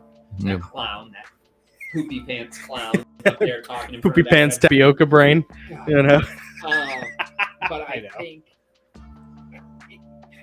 I don't know. It seems to me like maybe the Mar-a-Lago raid. Then they floated the whole like, well, it could have been nuclear secrets he had, and then that kind of came out that no. Yeah. I've since heard it sounds like some people who are pretty confident think that the real things they were after is some of the documents that he declassified and removed relating to the Russia investigation. Yeah. Some damning evidence on the FBI. Yes, and that- on intel. Well, that's why they wouldn't let his. That's why they wouldn't let his attorney observe when they were doing that. Probably. It almost seems to me like they knew that it was a bit of a farce doing the raid. They knew that was a case they were going to lose. They were Yeah. hoping to find something they could pin on him to keep him from running. Yeah. But as it progressed into these early stages of lawfare, Mhm. they realized that, oh crap, we don't really have a strong case. We're going to lose this thing. And so that's why Biden is coming out, giving this speech and saying the only thing he has that he hasn't done anything. All he's done is made a tremendous mess of everything. And he's like, the only thing I can go on right now is they are a threat to democracy. The most important thing, more than anything else, Mhm. they're going to undermine this entire country. We got to go out and demonize them right now. Yeah, It's the Hail Mary. I agree. I think that the Hail Mary was Mar-a-Lago. They're certainly going to try and indict him. It might Yeah. be on a ham sandwich, Mm. but they just so that they can say that there was an indictment attempt, or just like how they talk about it, twice impeached President Donald Trump. Yeah. Neither was successful, but they can go out there and say he was twice impeached. Now he didn't get. It did it confirmed in the Senate, but he was impeached. Impeached. Just like Bill Clinton Yeah. was impeached, right? And, Right. but I think their plan is everything's falling apart. We need to make this a referendum on Trump again. It Yeah. can't be a referendum on anything that is happening currently in the country. It Mhm. has to be framed, this whole election, the midterms, even though Donald Trump's not running. Scapegoating all their problems on Trump and the MAGA Republicans The by midterms diverting. need to be framed Mhm. as if you Mhm. let these fascists get power in Mhm. any way, they are going to kill you and your family. Yeah. And Yeah, Shay says that basically, if you don't vote Dem, you're a radical. And Yeah. that was basically the point of the Yeah. point of the whole speech. you are right. Is that it basically what you believed, what the majority of people believed 20 years ago, now is called far right radicalism, Yeah, ultra extremism. MAGA, Did you semi-fascism. Like, I haven't changed anything I believe. read John Jean Pear said? Oh, I can only yeah, what was imagine. that? I mean, it was something very blatant. Well, I thought the most interesting thing she said. She makes me miss Kylie McEnany every day. That beautiful Barbie, blue-eyed, perfect woman. Ugh. You missed the Replaced- redhead? Oh, whoa, Jen Psaki? Yeah. That's my guilty pleasure. Yeah. I'm missing the Trump blonde. Yeah. Oh, from the- yeah, Beck Laney, yeah. Yeah. Anyways, yeah. Sorry. She was great, man. She was awesome. Yeah, she was. She said it was a little snippet I saw that she said that she was talking about the majority of Americans. She said, "Well, if you aren't," she said, "the majority of Americans think this," and she said, "By definition, if you are not with the majority, you are an extreme radical." Okay. And to think that Wow. I did not know that. someone In that position. in that position With that could kind of responsibility. legitimately think Yeah. that if 51% of any group of people think something, then that's the right thing. So It's the exact reason we are not a direct democracy and we are a democratic republic, but they have made us so dumb that Yeah. no one truly understands. Biden actually said that in his speech. He actually used the word "our republic," Yep. Mhm. and nobody clapped. Yeah. But every time he said "our democracy," people would The seal. cheer. Of course. Yeah, Yeah, because there was like one guy in the crowd who was really screaming a lot, like leading the cheer. Remember that one guy? I mean, it okay. was all very staged. Oh, Well, that's the thing. When they talk about, a threat to democracy, you should be a threat to democracy because we are not a democracy. We are a constitutional representative republic. That is what we are. So if you vote Democrat, or if you identify as a Democrat, or you support Democrats, you are inherently a traitor to the country, because you are antithetical to the nature of how the country's government is set up. We are not set up as a democracy, because, as you so rightly pointed out, here's what happens in a democracy. It's mob rule. It's it's Athens all over again, and Athens killed Socrates. So if you think that democracy is a good idea, but we've all been brainwashed to think that, like, we're a democracy. Well, of course we're brainwashed. Right. Yeah. Right. Yeah. But if 51% rules the other 49%, then all of your precious minority groups that your pathological compassion angles to protect all the time because of your Oedipal mother complex, then Preach it, brother. You are going to disenfranchise every single one of those groups, because by very definition, as a minority, you should not want democracy, because democracy is majority rule. How stupid can you be? Turns out pretty stupid. Democratic Republic. We are a constitutional republic, And those who represent us are elected democratically. yes, But we don't. but we make our don't own laws. directly, like you say, we are not a direct republic. We do not, or a direct democracy. We do not directly dictate, because if that's the case, then 51% would control the other 49%, and it would be constantly destabilized by civil war, constantly. And it may anyways. If the middle class will ever just Protect get off yourself. their laurels. They haven't been pushed far enough. They won't go down quiet, man. They won't Mhm. go down quiet. Uh, Scary part. Shay says the optics were scary. Let's talk about the optics. Yeah, that's a good point, Shay. Let's talk about Yeah. the optics a little bit. Some of that, I think, is the weirdest part. Is like the exact verbiage they used. Obviously, his brain dead ass didn't write that. Right. Who I shake the hand of my wife? Where do I go? But it seems odd to me that they would use that type of terminology. You'd think, I don't know, but again, they clearly are trying to set up. I think I was telling you guys, I was reading about the Bolshevik Revolution and stuff. Oh yeah. And they talk about a lot of how they frame everything. First, they change the definition of the word. Yep. Which the left has happened. always been Yep. good at. Yeah. Always have done. Then Because the rainbow used to be about Noah and God's promise not to flood the earth again. So. Yeah. and then you have to pick a opposition leader to demonize. Every country that Yes. has a fascist, communist, or any type of dictatorial takeover, Yeah. Mhm. it's all premised on these bad people. You have to put us in charge and give us all of the power because of this. We'll protect you from these people, because you're all precious, innocent, helpless babies, and You're all we're victims. Mother Mary, and we'll save you from the serpent that wants to eat you. and it is. And the serpent has a red hat. We are living in that term here, without a doubt. I Mhm. mean, the brown shirts are absolutely Yeah. what Antifa and BLM is. Yeah, and they Without a let them doubt in do my their opinion. thing. And that's exactly how it went in Germany, in Yeah. Russia, in all these places. Is there is this emboldened faction of one wing, one extreme, whether that be the Mhm. right wing in said country or the left wing in said country, and that group is then used as a intimidation arm of the regime Mm-hmm. to make people self-censor or outright censor people, whether that be through media or Mhm. physical violence or whatever. Well, and law enforcement is instructed to stand down. Yep.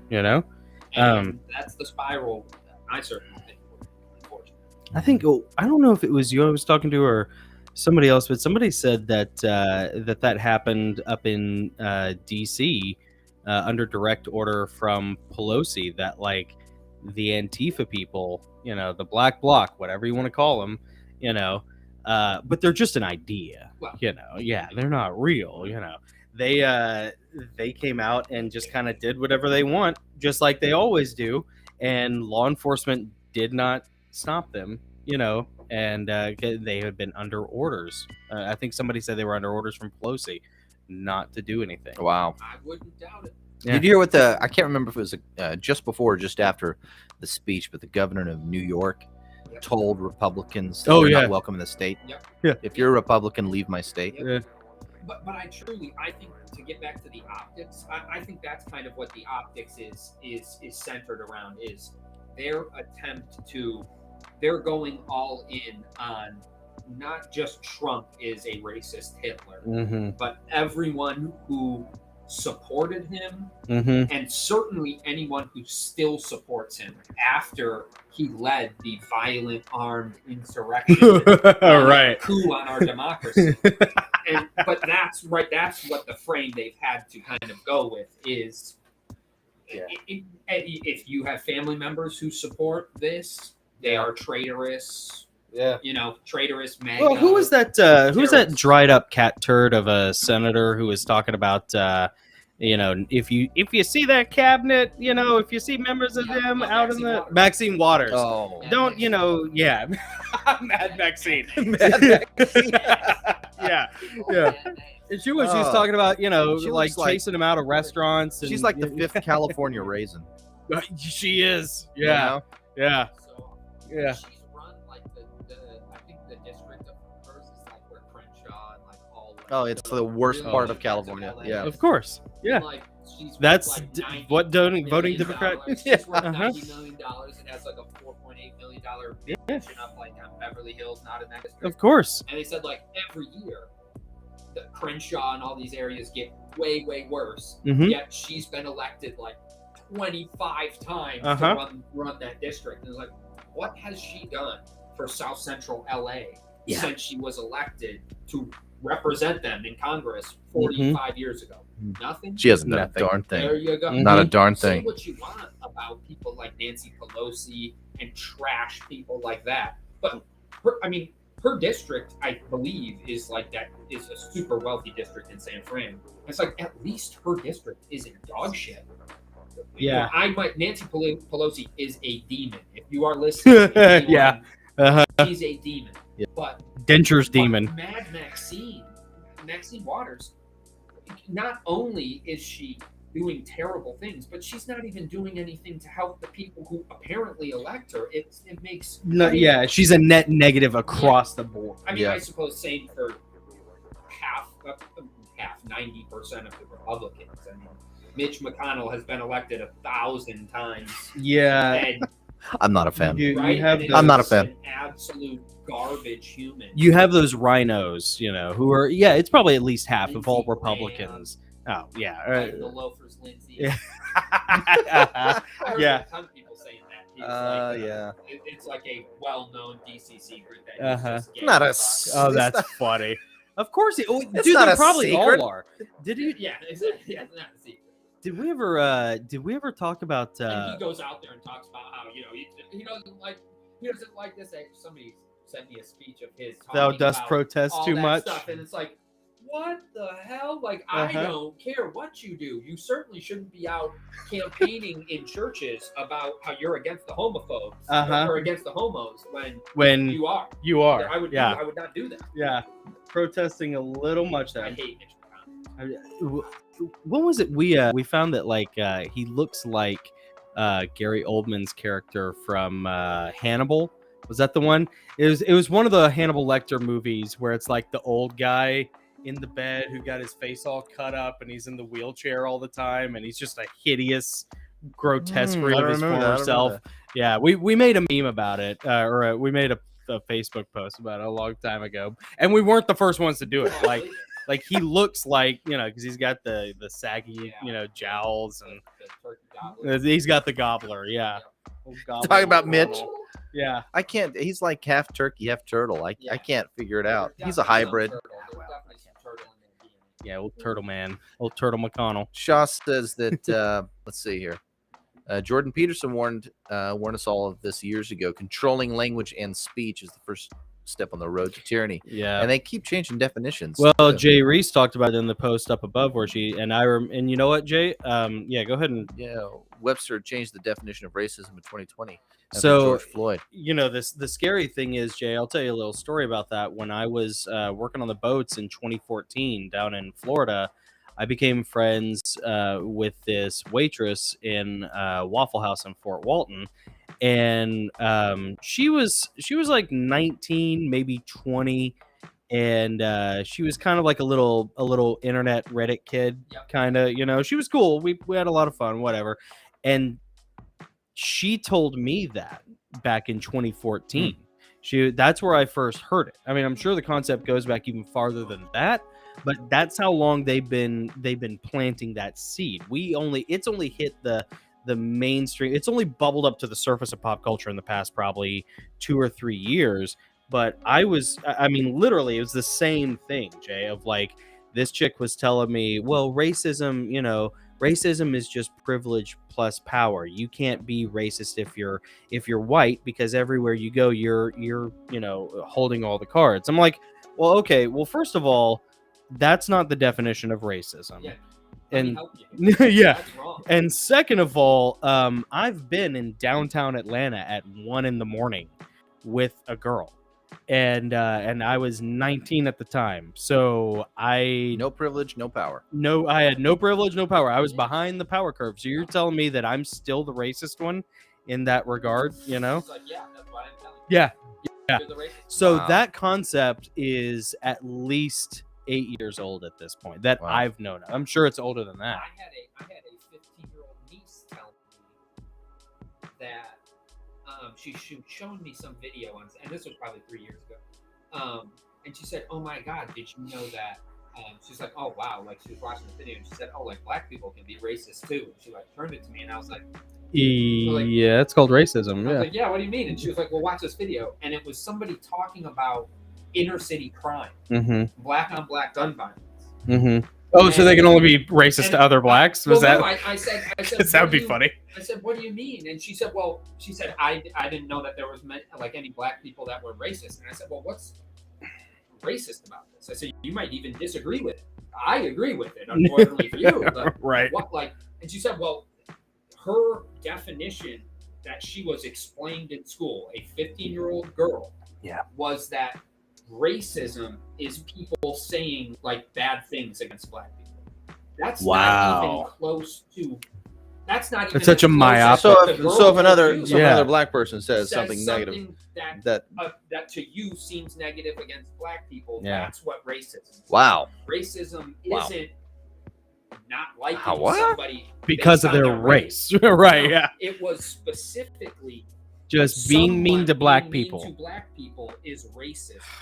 I mean, think about all of the other races that are cut out of that equation. It is Yeah. so Asians, for example. Yeah. unbelievably distorted. Yeah. But like, she didn't think of it. And convenient She was for. told, she was groomed Mhm. and formed and molded Just groomed, yeah. to believe that that's what racism is. Wow. And that's why you should homeschool your children. Yeah, you kids. should. You should.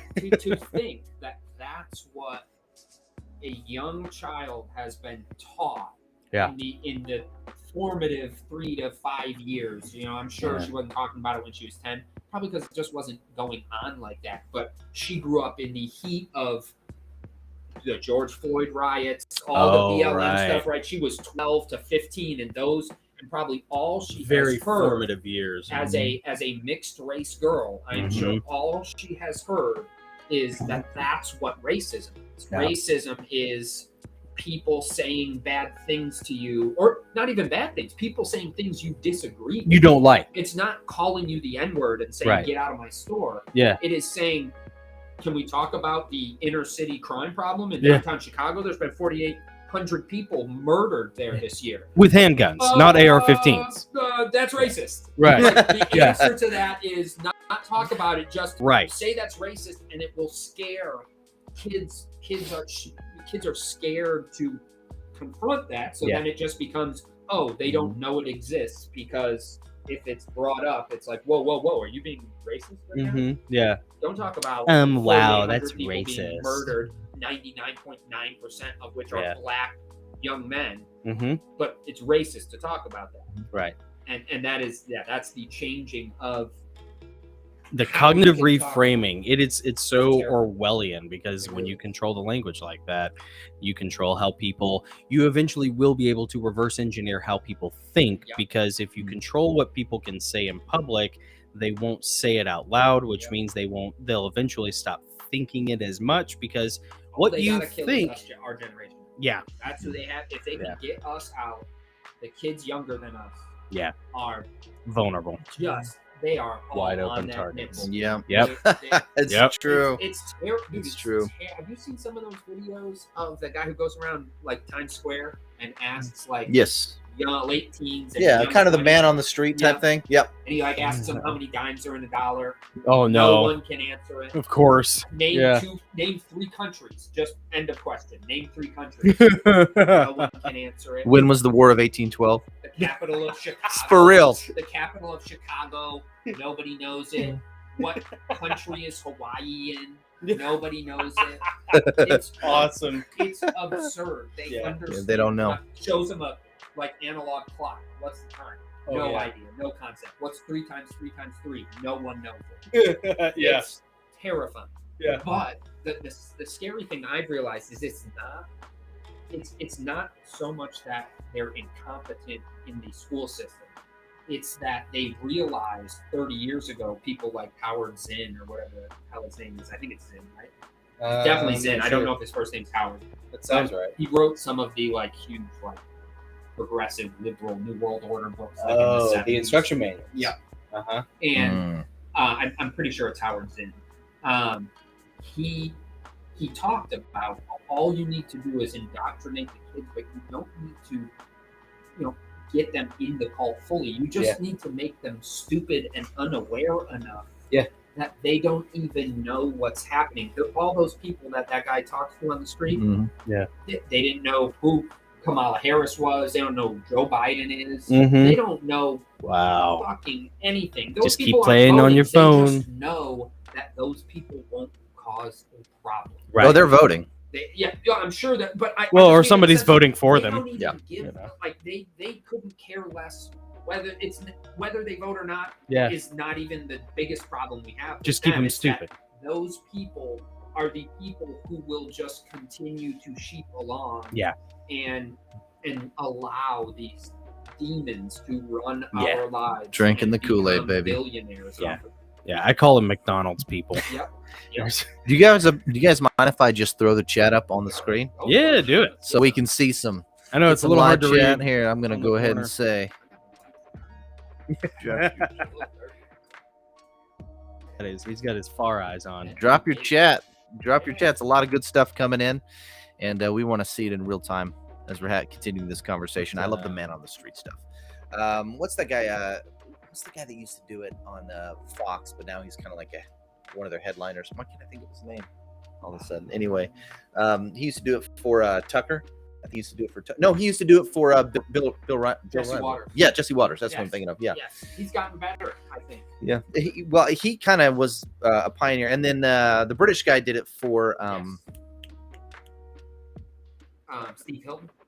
Colbert. Who did it for who did it for Colbert? Oh God, I don't know. I don't think I've ever watched Steve Colbert show. Anyway, you know what? Some of the best ones are just more the younger people that you're seeing on like Did I Instagram. mess my mic up? No, you're good. You're good. Well, they're saying that there's an issue Oh. with the central mic. Oh, can you hear Todd at all? They're saying that I think we might be picking him up through our mics, if nothing else. Let's see. Hold on. I probably was leaning back too, though. I'm a little. Oh, maybe. I've been Maybe. moving I around don't know. far too You got much. so much to say. Ah, No, go ahead and say it. hearing it now? Oh man, I can hear him. Yeah, Yeah. yeah, big time here. Yeah, Maybe that's what it was. yeah. These are directional, I think. You got to talk right at the little And logo right at the there. Man, logo, that's good. and so yeah, We I can do hear that him. too. Or if I lean back, or I hang out, Interesting. I'm like, Interesting. oh, All right. wait a minute! I gotta come up here now. Yeah, it's, we can hear him, but it may be off. Okay. Of the redhead guy, his name is Ginger Patriot. I'll take That's ginger discrimination. it. Yes. That was his comment. He actually made the comment, gender discrimination. I thought it was a nice coin of phrase. But I love the man on the street stuff. I did something similar at a job on the 4th. It was it 4th of July? It was like 4th of July weekend, and I was feeling very patriotic. And so there's this gal that sat next to me. She had just gotten out of college, graduated from UT. Okay. Super sharp, had her degree, and super sharp. Everyone around her thought, oh man, she's like, everyone was into her. Yep. Single, beautiful, There we go. And her among some of my other friends on my team there, I lined up a bunch of questions that were related to 4th of July, because I wanted to do a man on the street, only it's more like man in the office. Okay. Mhm. Okay. And I asked them all these same questions, and of the 10 people that I asked, only 2 could name 3 founding fathers. One of her answers was, let's see, she did say George Washington. There you go. Then she said Abraham Lincoln, Yep, and then they all know Abraham. and she Yeah, couldn't of name a course, he freed third. the slaves. Yep. Yeah. Every person they asked. They on the street, could- she couldn't only even- one they could name. yeah, The yeah. first president, Abraham Lincoln. Who was Yeah. the last president? Abraham Lincoln. It's Yeah. like they're like It's the only president we've ever had. Candidate. And The slaves, Abraham Lincoln. Freed the slaves, won the war, President. hates Southerners, hates white people, And then big, tall beard, go Abraham back to Lincoln. sleep. It's Founding father. We're Big Mac, we're nuggets, And I asked her, we're phone. on what day did we sign the Declaration of Independence? Okay. They're like, yeah. This On was a date, on that July was on a 4th. date. It was a July 4th Yeah. thing that I was doing. She didn't know. Of course not. It apparently was sometime in April. She guessed. I don't know. And then my other question is, when did Columbus discover America? Everyone. Definitely not 1492.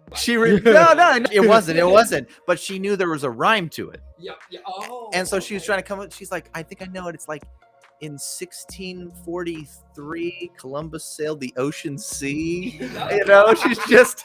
1863, Columbus sailed the ocean She had sea this degree and freed from all the a slaves of prestigious Abraham state Lincoln. University. I'm like, and I'm sitting next to these people, like they're among us. Yeah. You have to they work live with 'em. among us. Mm-hmm. Yeah. And then she went off and married a Tennessee Titan. Oh, of course. Yeah. Of course she did. Yeah. So, Well, I mean, look, Hey, you win whatever. some, you lose some. I wasn't Just- trying to win anything, Well, but it's just like, I mean, how can good you for him. How 'Cause did she's you probably easily graduate? trickable. How did you graduate from the University of Tennessee? Mm-hmm. Oh, of course. I fully believe that. Clunk.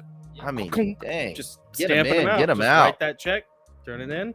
So stamp 'em they want to out. know where they can find you on social media. Nowhere. Yeah, I'm not really answering. No. No.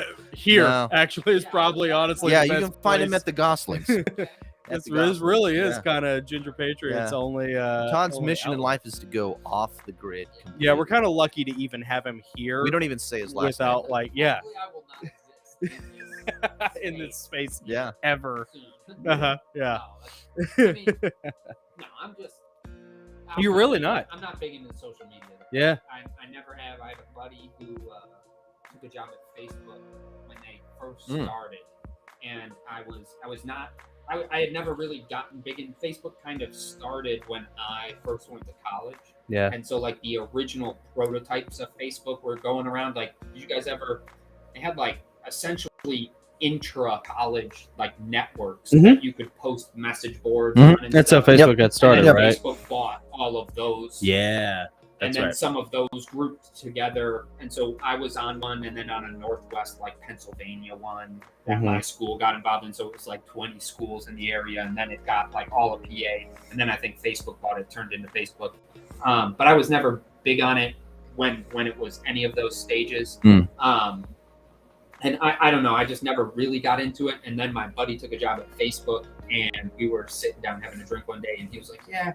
He's like, it's crazy. We are buying like whole city blocks and just putting servers in these factories. And he's like, because right now we're a data company. Like, we're not making the money we know we can make on the information. We just don't, there's not good enough computing power to be able to chew through the amount of data we have. Whoa. And he's like, but the policy agreement you sign up for when you sign up for Facebook is that like everything on here is no longer yours. It is Mhm. ours, and we will do with it what we want. We can sell it to Time Magazine and make the front cover of Time Magazine your profile picture. Mm-hmm. It's not yours anymore. Yeah. It is Facebook's property. Yeah. And when he told me that, and like he wasn't even saying he still works there. Like he doesn't. He wasn't saying it he's as not like in a the camp of like I think they're evil. Right. I am in that camp. right. Yeah. But Yeah. his point was just like, oh, they're doing it so that when supercomputers get good enough, we'll be able to know, like, hey, Jonathan bought brand new 511 tactical boots last year, and every year and a half he buys new tactical boots. So a year and 3 months Send him later, after ads. you buy them, you're just all you're gonna get is ads for new tactical boots, and they'll be able to sell that ad specification All to about them a shekels, boot company, baby. Yeah. and say, hey, not only are you going to go in front of 10,000 people, but every single person your ad goes Is to a going to guaranteed be buy. somebody who wants to buy your product. Yeah. And that was his pitch of it, as it's not nefarious. And Right. well, yeah, until they want to make it nefarious. right. Yeah. But, and so ever since then, I've never had You've Facebook. been out. I never posted nothing on them. I had Instagram for a little bit, but I all that stuff I don't. I have Telegram now that I certainly don't post anything on. I just read news articles on it. Yeah. I've been banned off Twitter because when COVID happened, I couldn't stop myself. So there's that too. I did enjoy Twitter because I would just brag on the craziest leftists I could find and say crazy stuff. And I used to always tell people, I hope you're ready for the storm. And I guarantee that's why I got booed. Like, I didn't even mean it like any. I was just like, "Hey, man, I hope you're ready for the shitstorm that's coming our way." Yeah. And I used to send it to all the crazy leftists. They like lose their mind on me. I'm like, "Dude, good luck, man. I hope you're ready for the storm." Yep. And so that's about as social That's pretty media as I've got. Yeah. But yeah. If you want to get Todd a message, just send it to the Goslings. Yeah, I was Just gonna message say, us. We'll reach deliver out it through for you. us, and we'll filter it out. And We might have to filter his response too. You don't want to type it. audio message. What are you into? Jay Reese asked, "What are you into besides guns and politics?" Guns, politics. I play hockey a lot, ice hockey, but I've had a couple spine surgery. Well, just one spine surgery, but I've jacked up my back pretty bad. Had spine surgery about a year and a half ago, and just kind of blew it out again. I told you real angry when I did it, but It's one of my probably like favorite domestic 4 or 5 months ago, stories. I blew it out again. Build level in the ground for an above ground pool that my wife wanted put in, which I'm not super happy about. But other than that, guns, politics, hell, I guess not all that much other than that. What's their That life? keeps you pretty busy. Most of my other time is devoted to some of the other projects I have going on that are pretty much centered around guns as well. Yeah. So that eats a lot of my time up. I truly used to not be as into politics as I am now, but I truly think it is our duty in the time we are in now. It is our duty to be at least try and be aware of what At is least pay happening attention around you. Yeah. Whether that be just locally, just federally, I would encourage people to get knowledgeable about locally what is happening around you, because that's where it's all going to happen. They can make whatever law they want. Yeah. They don't follow through with half of them anyways. And I've told my wife a number of times, they can make whatever law they want about ARs. Yeah. It's not going I to won't change be anything. alive for them to tell me nothing about it. Right. That's the fact. They can say whatever they want. Great. Mm-hmm. You say whatever you want. Send whomever you want to come to my house. Yeah. And make sure you send the ones you don't like. I would encourage you to send a lot. Mm-hmm. But yeah. I said you should just go stay with your sister, because that's when Yeah. that's when it has to start for me. Yeah. And what they count on is that we are just disconnected. I even see it in my wife a little bit. It's like she doesn't want to be bothered by the craziness of politics, and that's what they count on, is that most people will just unplug, but they will get talked into voting at the last second, and they'll just vote based on, well, I heard that guy's name a ton of times in that commercial as I sat and fire hosed garbage into my mouth from the View and all this other bullshit. And Yeah. right, it's why just name recognition is a huge deal. Because probably 30% of people have no idea why they're voting for anyone. Yeah. They just Oprah likes him. like so a Manchurian candidate, just go in there and like, depending on how many times I heard that name, I just pull those levers. Yeah. The branch said that politics are in us. Our mind is a battlefield. I think that's exactly what you're saying. Yeah, the mind is a battlefield. And they're going, I mean, it certainly explains, the creepiness around Biden's speech and what he was trying to convey. I mean, and he was just trying to get it into the minds of the Kool-Aid drinkers. Yeah. That the other team, it's. I agree. That's exactly. Shay said a good one too. Who said politics is pornography of the intellect? Ooh. Yeah. I don't know who said it, but it's. I think it may have been Reagan. Good. Maybe. Yeah. We were talking about Biden and. When this whole idea of having, there are basically two nations. America is two people, and we're sharing a government, sharing resources. And you had one group of people and the other, always vying for control over those resources to advance whatever their agenda was. But now it's changed. Now you have two groups of people vying for control of the government and resources to use a weapon against the other group. Not to try to make it better for the country or maybe their group. Now they're just weaponizing it. The government is being weaponized against the other, political dissonance. I think even the scariest little like sub genre of that is that I have Donald Trump for all that certain things I didn't love about him. The one thing that is undeniable, certainly now, is that he showed you that a ton of the people who, at least I thought maybe were on somewhat of a freedom, patriotic, conservative side, the vast majority of them are not. They hate you. All. And same goes for the Democrats. Yeah.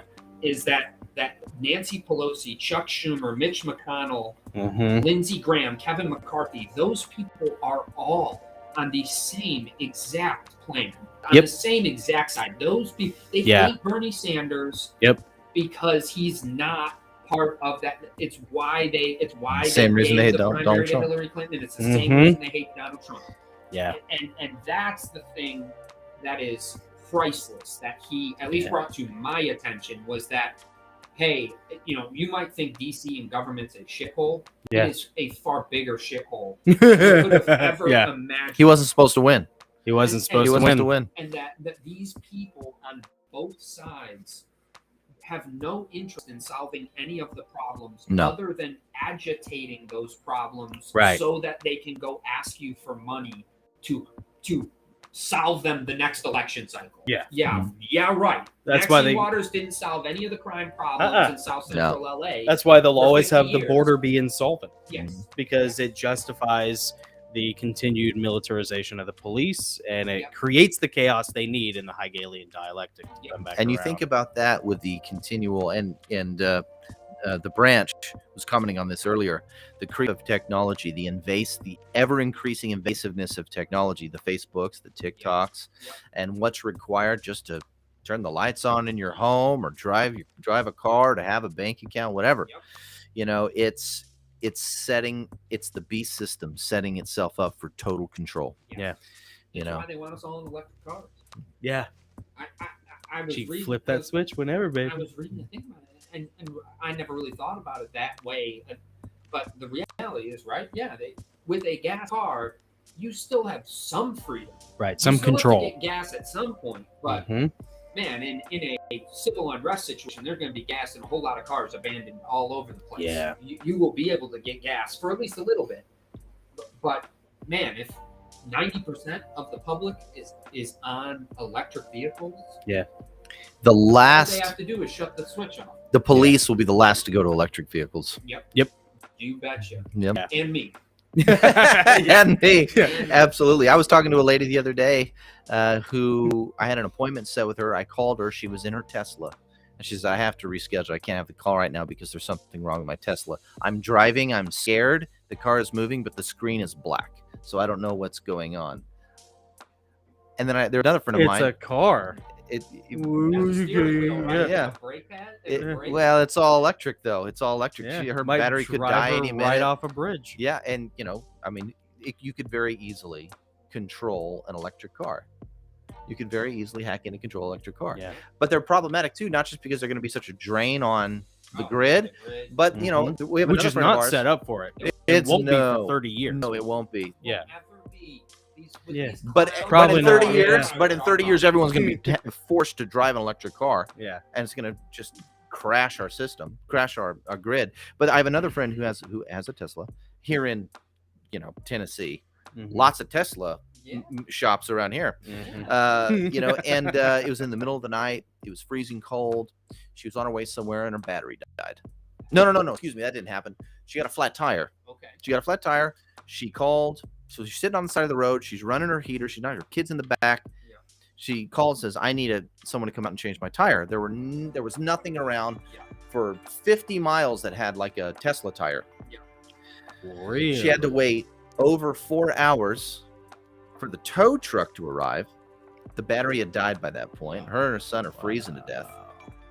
Dude. Yeah, what are you gonna do? I So mean, they're it's just, proprietary tires on the yeah, Tesla you gotta have also? a certain type of tire for a Tesla. Yeah. Oh, I guess so. 'Cause Yeah. it probably has sensors in it and certain Yep. metrics that I it. think the brake Okay. pads are pretty dramatically different on Teslas, but they use Really? some of the brake pads create friction Yep. power that sends it back to the battery to charge. Mhm. So every time you brake, Oh, you're charging you're- like a small percentage. Right. Yeah. It's like that little thing Well, that even you the use to Priuses do spin that. the wheel Yeah. and kick. I would Yeah. bet that there's something there that needs some type of different hub bolting or something. I'm sure it's hard. to find. There's an interesting book that came out not too long ago that my security boss friend was telling me about called "The End of the World is Just the Beginning," and he talks about how we're in the final stages of the American Empire. This has been the American Empire Yeah, for the sure. past 50 to 100 years, and we are now on the back end of that. And by the 2050s, there's going to be such a push for all of these other power structures, whether it's electric or solar or wind, and there's no infrastructure set up for any of these. And like you say, there won't be, but all of that stuff is still going to, like, especially the back of house maintenance for all of that infrastructure is still going to be run off of petrol and coal. Yeah. Gotcha. So like all the other things, nuclear, solar, electric, wind, just whatever fruity little, abort your babies and go green and reduce your carbon footprint thing that they're, just be gay, abort your babies and kill yourself. That's the liberal agenda. How Luciferian. Yeah. you Well, know? the branch said that Phoenix rising from the ashes. America was created to be destroyed, and you're kind of seeing that right now. Wide open border. America Yeah. was just something it's become something we just set up there for the rest of the world to come and milk. Just milk it dry until it's dead and gone. Yeah. We're not gonna be perpetuating our citizenship. Yeah. That is dwindling. It Yeah. is dwindling. I guess to go piggyback off of both of your points is, I agree. We are certainly, empires don't last, Right. and they all have life cycles. I was reading a thing on fiat currencies, Oh, and they said all fiat currencies that have ever existed, all have a lifespan, and they all do the same thing. They start off lowly inflated and low circulation because the currency didn't exist before. Then they go into circulation if the country gains prominence and power. The currency then gains power and gains buying power around the world and stuff. And then eventually the currency starts to inflate, and then it dramatically inflates and hyperinflates, and then the currency collapses. And they said that there's no fiat currency ever in the history of the world that hasn't done that. They said our currency is right on track. It's about 75 years, 50 to 75 years that fiat currencies their life cycle. And they said right in 73, when Nixon took us off the gold standard, that was when our currency for the first time became a fiat currency, not a gold-backed commodity currency. And that is when we started this ticking time bomb of you can only keep inflating it. There's no way to not keep inflating it because what's backing it? No. It has no real value other than that it has value. Its own because perceived it's always value. Yeah. And that is the end game we are unfortunately in. Yeah, what makes that particularly scary is that the oil is bought and sold on the dollar, our fiat currency, the petrodollar. Happened in 70. And when these other countries start deciding to buy oil with other currencies, we go to war Yep. because it'll destroy the Yeah. dollar. But it's going to happen where the dollar's going to crash, Yep. and the rest of the world's going to go off the petrodollar. Isn't that what happened in Libya? Well, what's very interesting, there's only a few world leaders who have told essentially the World Bank and OPEC and the Saudis to F off. fuck off. Yeah. Right. And that is Muammar Gaddafi, Yeah. Uh-huh. Saddam Hussein, Uh-huh. and Vladimir Putin. Putin. Yeah. Now, it's interesting that those But hey, people- support Ukraine. Yeah, it's interesting. I'm sure probably neither of those three people are generally good people. Right. But it's interesting that those three leaders had essentially become known throughout the world as evil dictators Mm-hmm. when they're the only three countries leaders who said, whoa, whoa, whoa, Mm-hmm. we all have to sign on to this random banking system that you control because why? Fuck Mhm. you. Yeah. We have our own country. We'll control our own money. We don't need you to Yeah. control our money. How dare you not participate in the Globo Homo agenda? And I just Uh-huh. that's interesting. How dare you be That- patriotic and Yeah, nationalist? CIA-backed Uh-huh. revolutions happen in all of those countries. It's Right. just fast. Uh-huh. Yeah. And so I just think that's interesting at the very least. But like you said, what I worry about the most is at some point here in the near future, the U.S. will be removed as the global reserve currency because Yeah. OPEC will drop it as the petrodollar. And that's what we sold to the Saudis in the 70s. I was reading a really interesting article on it. And it said, so Nixon went to the Saudis when they took us off the gold standard. And as a way to artificially inflate our currency around the world, they went to the Saudis and they said, you have no military. Mm-hmm. You've got the best one in the world now. Anyone messes with you, you call us. We will handle whatever the problem is. What you're going to do for us is every barrel of oil ever bought or sold is bought or sold in our money. We don't have anything backing our dollar now, and this is going to back it. Wow. Trillions of dollars a day being artificially exchanged, held, transferred by every country on the globe. Yep. And that's why our dollar has stayed floated as we've racked up 30 trillion in debt, really 100 trillion in debt with Social Security, Medicare, and all those payments. They only show 30 on the books, but they openly admit there's another 90 trillion that we have spent that is not on the books because just for the same reason that inflation number doesn't include housing prices, groceries, or fuel. Yep. That's interesting. That inflation would be at 15% if we included the things that really everyone spends money on. But that being said, what scares me is that eventually that's going to happen, and it will probably happen overnight. Yeah. They will. The BRICS nations, Brazil, Russia, India, China, will say, "Listen, we're not going to exchange Russian rubles for U.S. dollars to buy oil. Why would we do that? Yeah, we why? lose a little money every time we do it, and we float their currency Mhm. artificially for no reason. Why would we do that?" Yeah. And one night we are going to wake up, and they're going to say all of those countries, along with the 20 who follow them out, are only buying in their currency. There's been 3 billion in transactions in the digital yuan for petrol. So they've bought 3 billion. China's bought $3 billion worth of oil in digital yuan, Bitcoin, crypto, digital yuan. And when that happens, our currency will crater.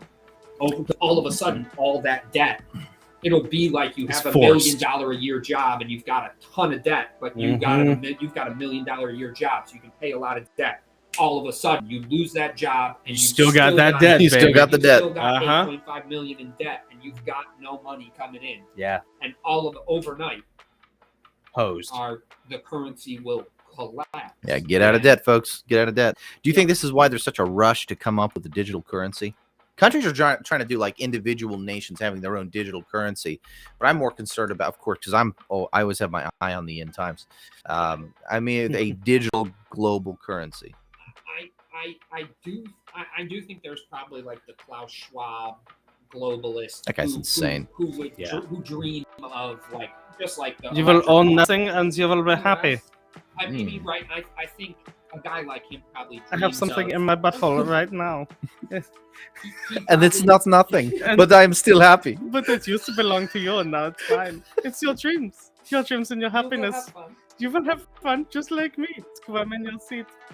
I think he would, just like the electric car, he would like that because it would be something that they could have a switch to turn on and off globally at a moment's notice, which is kind of what they desire. Yeah. But That's why they hate cash. I so do much. think the crypto thing kind of caught them off guard.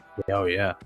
And I think that is the big push for countries to make their own digital cryptos. What they want to do is take out the knees from under the truly anonymous crypto market, if it is. Yeah, they want to centralize it. Who knows? They want a centralized system. Yeah, and just they realize that probably is the payment method of the future, whether it's truly anonymous and encrypted and legitimate. It's not anonymous. Well, no, I just mean in the sense of like that in a utopian society, I would think that would be the path it would take, is like some crypto that is completely opaque yet transparent to transactions, to be to be able to follow where your money is or went or how you got it. Yeah.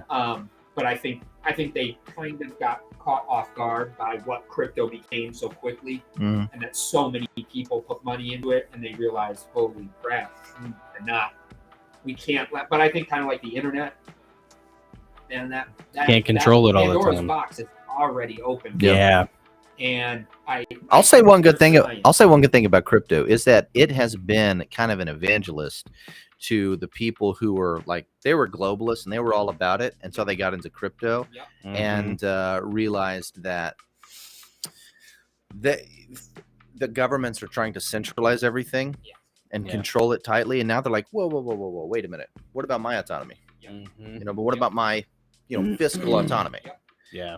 And so they're actually, it's funny, some of them have, I wouldn't say turned a corner, but they have shifted in their leanings, and you can like read their comments on the different the different exchanges and threads and so forth. They're like, dude, leave me alone. Very libertarian mindset that exists among a lot of cryptocurrency. I agree. I think it's certainly it's a libertarian group who, but I think that's what they're scared of. That's what they don't like. Right. They don't really care if you're conservative. It's the Hegelian dialectic. They or don't care if you're liberal. They black or don't- white, yeah, they just as don't- long as you're one of the two teams. Just be on one of those teams Because and we hate control the both other teams. team. Yeah. And hate the other team. We don't care. Just hate that team. Because then you're playing our game. Yes. Yeah. And they dislike people who are truly independent and Third free party. of that collar. Yeah. And crypto scares them of that. Certainly, that's the reason I don't believe in with renewable energy or green shit, is they cannot let us have the true energy producing power that would truly give us all freedom. Yeah. They can't let us have that, because that would remove all of their controllability. And that's why I don't trust them. I don't necessarily think that solar might be a great idea. Right. Wave turbines and using the power of the oceans to run turbines. I'm all for trying any way we can create power. But there's not an ounce of me that trusts the government running any of it or funding any of it, because that is all of the hold they have over our lives in every way. Is that. Yeah. And they ain't gonna let us have it. If you can't keep your family warm, if you can't grow or eat any food, and if you can't travel, like, what do you have? Yep. Yeah. And it's scary. I mean, you can see it kind of heading that direction. And there's no way out, folks. Sorry, if you're looking for hope, you've come to the wrong YouTube channel. This is Depression Cast. On a bright note, it's signs of the times. It could be the end times. You never know. It could, the rapture could be right around the corner. Yeah. Or maybe it already happened and we're left behind. Yeah. Scroll back down a little bit. We've had a lot of really good comments, but there's one from Branch that I wanted to address. Saddam Hussein. Oh, the yeah. one with Saddam Hussein. Yeah, let's pull this one. So this is not germane to this conversation branch, but his comment is, when Saddam Hussein was toppled, the U.S. military also raided the tomb of Nimrod the king. I think his DNA may be in the vaccine. And then there's another comment that says his mark, if you will. Entirely possible. That's something that Rob Skiba talked about on some of his videos. There's some creepy video of that. Long story short, before we tag in on that at all, I do want to tell you, Branch, that is a good question for next week. Yep, exactly. Bring that up next week when we have Gary Wayne and Derek Gilbert on discussing September 11th. Yeah, it's going to be super cool. Yeah, and they're both, that's right up Gary Wayne's alley with the Genesis. We've actually talked about that stuff. Unearthing Nimrod. I think we did. Yeah. And so the Nimrod Exhumed. Yeah, there's one of the name of our videos. Nimrod Exhumed, pretty good. Yeah. I saw something that said where they think Sodom may have been. Did you see it? It was No, just revealed in somewhere. Yeah. Was it in Spain? I think it was in Spain. Really? Sodom? Like Sodom and Gomorrah? It was off the coast of Spain or something. Some lake dried up. Where was Sodom and Gomorrah? It's in Israel. Somewhere in Israel. Yeah, It might have been by off the the Dead coast of Sea. Israel. By the Oh, Dead it was Sea. by the Dead Sea, Yep. certainly. Yep. Oh, okay. And they think where the site where it was revealed by this lake that dried out for the first time in like 200 years. Really? And they think it shows evidence of like an airburst that occurred over it, similar to the airburst that happened in Tunguska in Siberia. Uh-huh. They think one of the similar size happened over this site, which is where they think Wow. Sodom and Gomorrah was. Yeah. And I was like, cool. wow, that's fun, crazy stuff. Right Yeah. there, man. Wow. Yeah, and there's It's like so an much. act of God or something like that. Right. Yeah. Yeah, on the traditional side of Sodom and Gomorrah, the earth there, the ground is so full of sulfur. It was completely charred like 3,000 years ago, 4,000 years ago, and you can even take some of the clay, and it's so sulfuric you can actually light it again, and it'll burn like green. Like, it's crazy intense because there's some sort of cataclysmic fiery event. Yeah. I wonder what happened. Mm-hmm. And there's evidence, at least at the traditional site, but it's probably in the same at the very bottom of the Dead Sea, slightly to the east, next to a little city that was called Zoar in the Bible. It was in that area right there. Yep. Wow, that's awesome. Yeah. It's freaky. Wow. Wow. Yeah. That is so wild. So what else we got? I have done shows with Gary Wayne. He is awesome. Branch, dude, I got to check out your channel. That's fantastic. If you've done shows with Gary Wayne, who's the Branch? Now I'm curious. Who are you? Who are you, sir or ma'am? Very cool. I gotta do tell because I want to check out your channel. Love Gary Wayne. And we're gonna have him on. Wayne's cool. Yeah. He's a mentat from Dune when it comes to like all this weird stuff with the Bible and all the things that are, fascinating. Oh yeah, MPC 34. Yeah, so MPC 334. I think you and I met on Creepy Little Book, maybe. Okay. I want to say he and I were talking on Creepy Little Book, and then he's commented on our on some of our. I've live seen streams MPC before. 314 before. Yeah, I've seen him comment before on some of the live streams. So there you go. Benny Gesserit. Yeah, the spice must flow. All right, we've been doing this for almost 2.5 hours. This is another one of This has our been awesome. epic long streams. No, this is awesome. So do we want to do like an after party, like maybe a 10-minute sort of after party Patreon? We're gonna do that next thing? week after Gary Wayne. After and Gary Derek Wayne. Gilbert. Yep. Okay. Yep. Gotcha. And we might do just a quick, maybe 10-minute video for Patreon members. Yeah. So we can talk about slightly That's more what I down was- and dirty. Yeah. Yeah, we'll put that Yeah. up on the Patreon. Probably tomorrow it'll be ready, but we're going to do that here in just a minute. Cool. Speaking of which, become an honorary Gosling.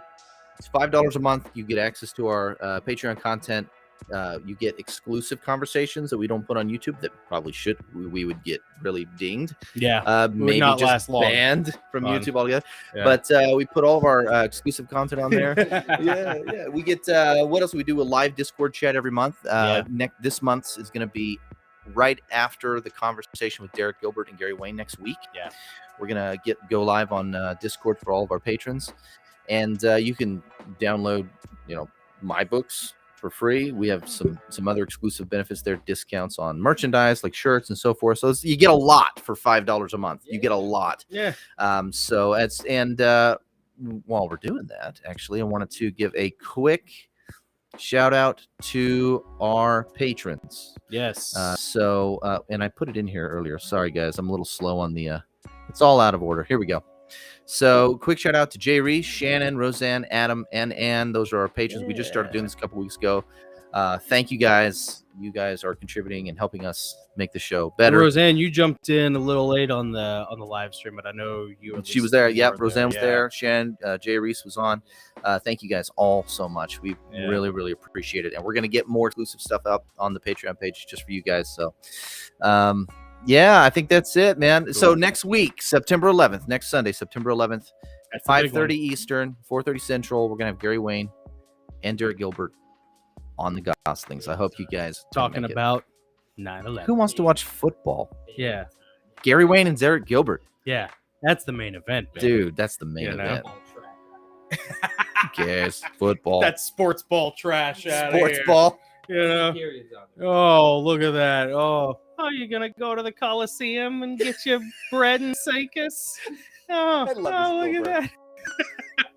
Oh, look at you. Oh, you're gonna wear another man's name on your chest. Oh, you're gonna have his name written in white on your back. Oh, yeah, you're a real man. Yeah, be sure to put that jersey on. Yeah, put another man's name on your back that you'd hand your wife over to in a heartbeat. Just so you could get a signed football.